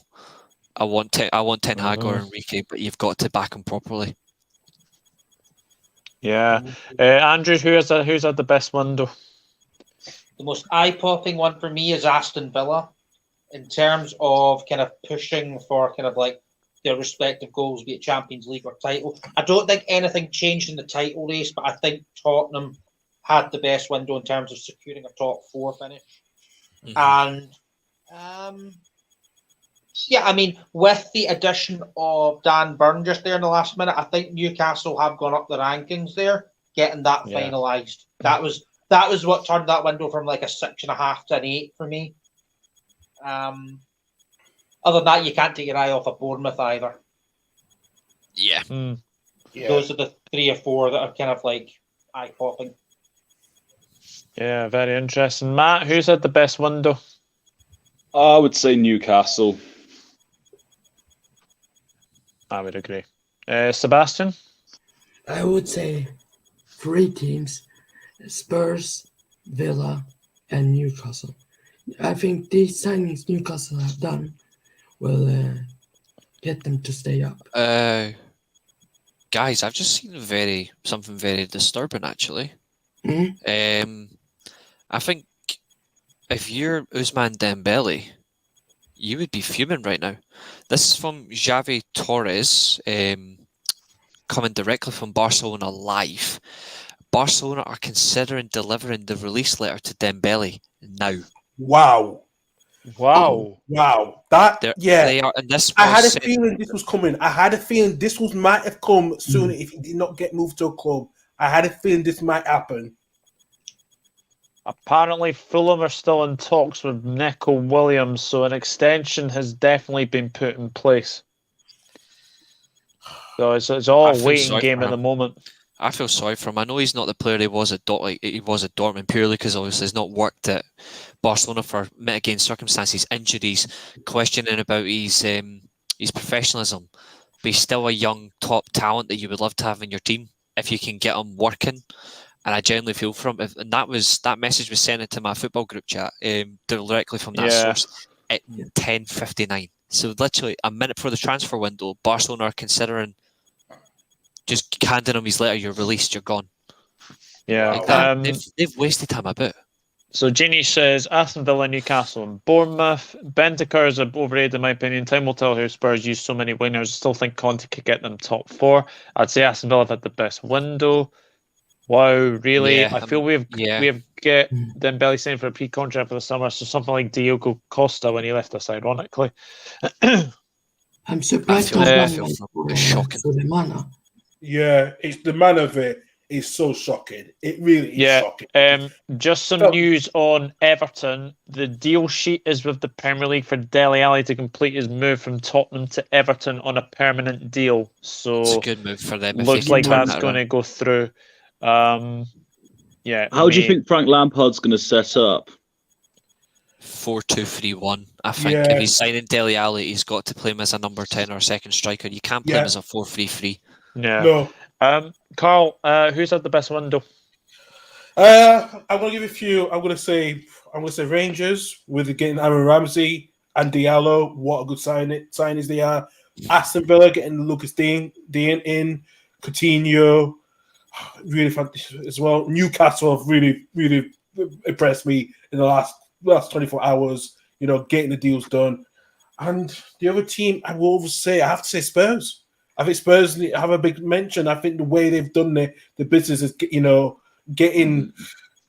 the 2 players from Juventus is quite really good. It's really good business. The teams have done worse. It has to be Manchester United and Arsenal. I guess not them getting the top 4 now. We are in major. The only good thing is our squad is breaking news, and it is not good news. Liverpool's move for Fulham midfielder Fabio Carvalho is off. Transfer hinged on the player being loaned back for the remainder of the season, but there are no deal sheets in the EFL. An agreement wasn't finalised with the 11 p.m. deadline. Liverpool likely to go for him in the summer. So Fabio Carvalho is not a Liverpool player. There's going to be a lot of clubs now get it now. It's not going to be just Liverpool. It's going to be the top 4 clubs who will be looking into him, because now if Liverpool could just get this deal done a little bit earlier, I think it was already would have been done and they would have been not top about the summer. But now Fulham holds the advantage because they can get compensation from him as well. So this is going to be a huge advantage for Fulham of going through a tribunal. It's possible they could take it.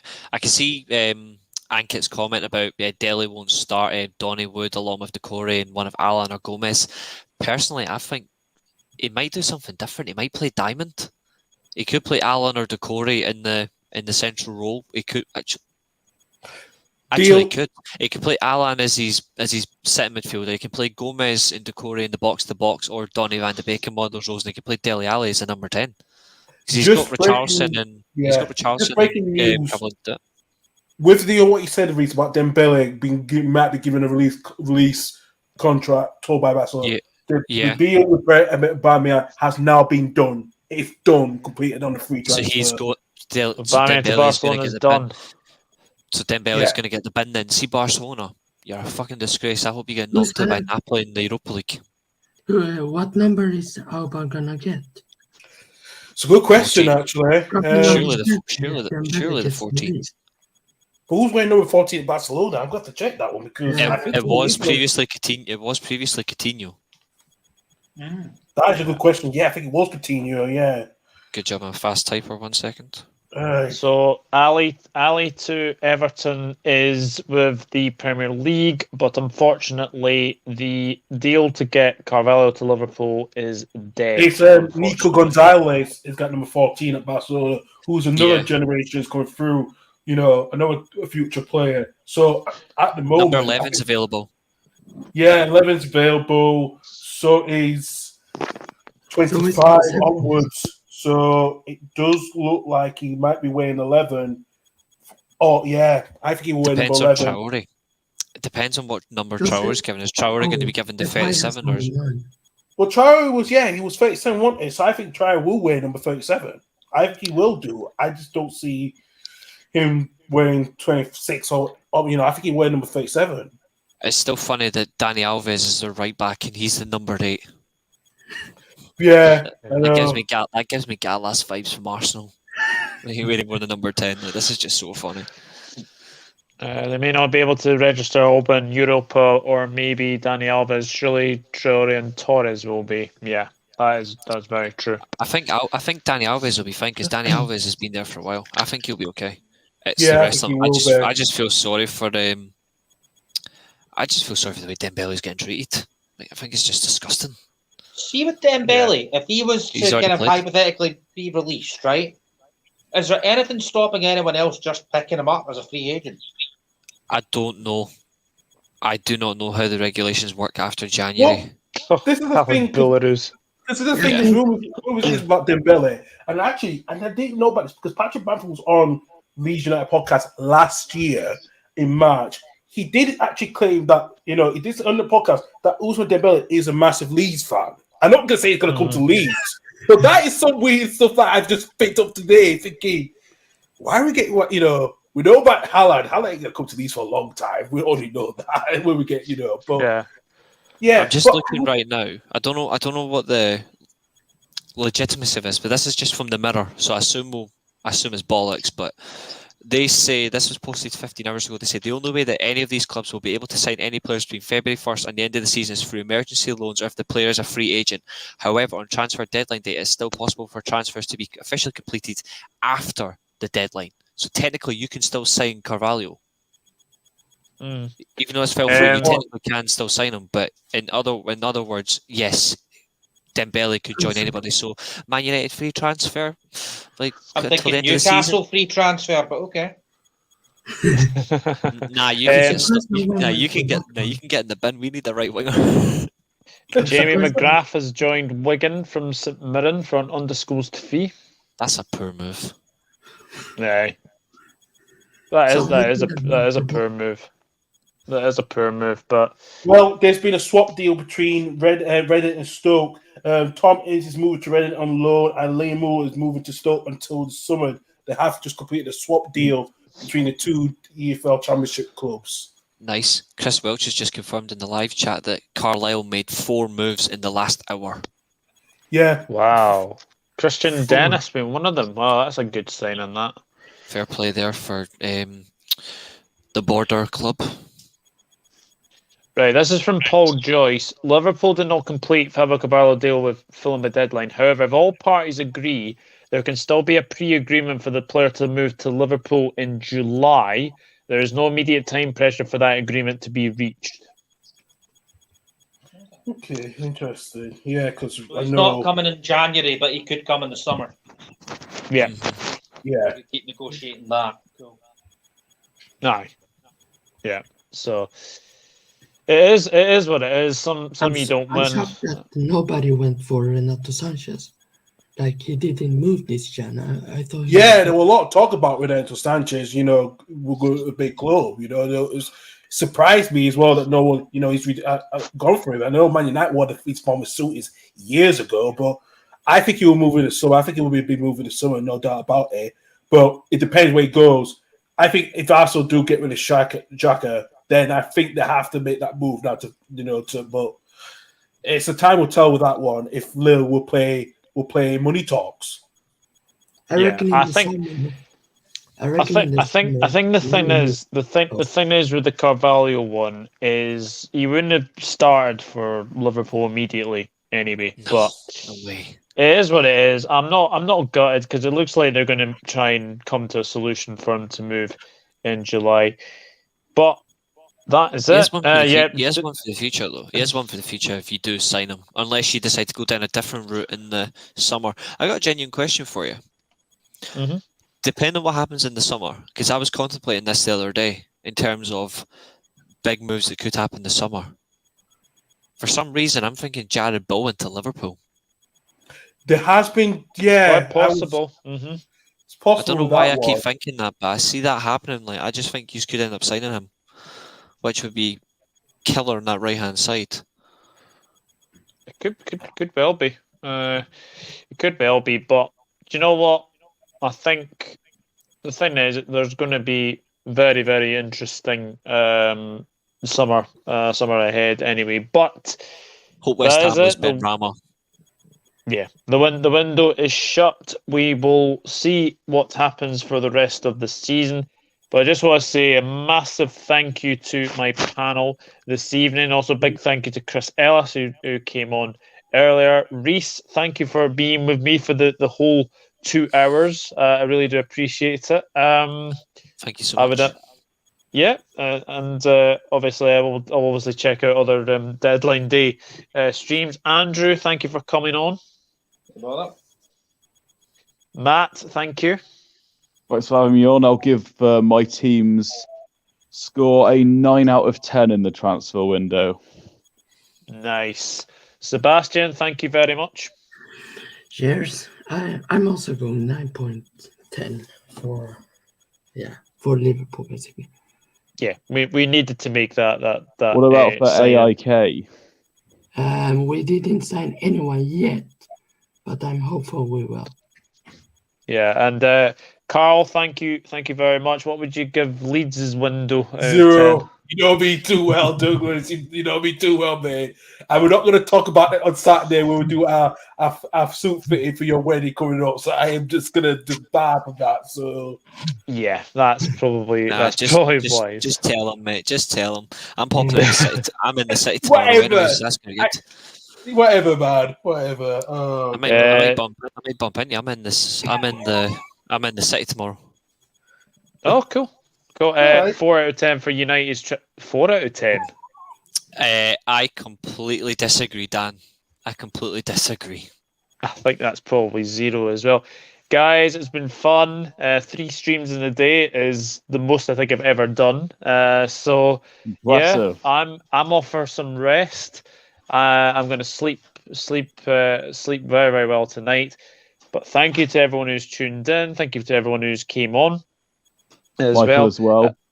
Yeah, Michael as well. Absolutely. 7 out of 10 I give our transfer windows. Cheers, lads, and everyone in the chat. I will see you all soon. Yeah, from myself, it is good night, and the transfer window is shut.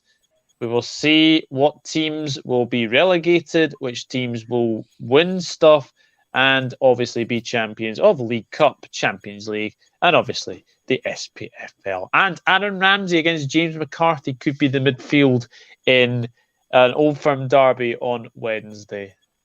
2010 again, eh? See you later. Good night.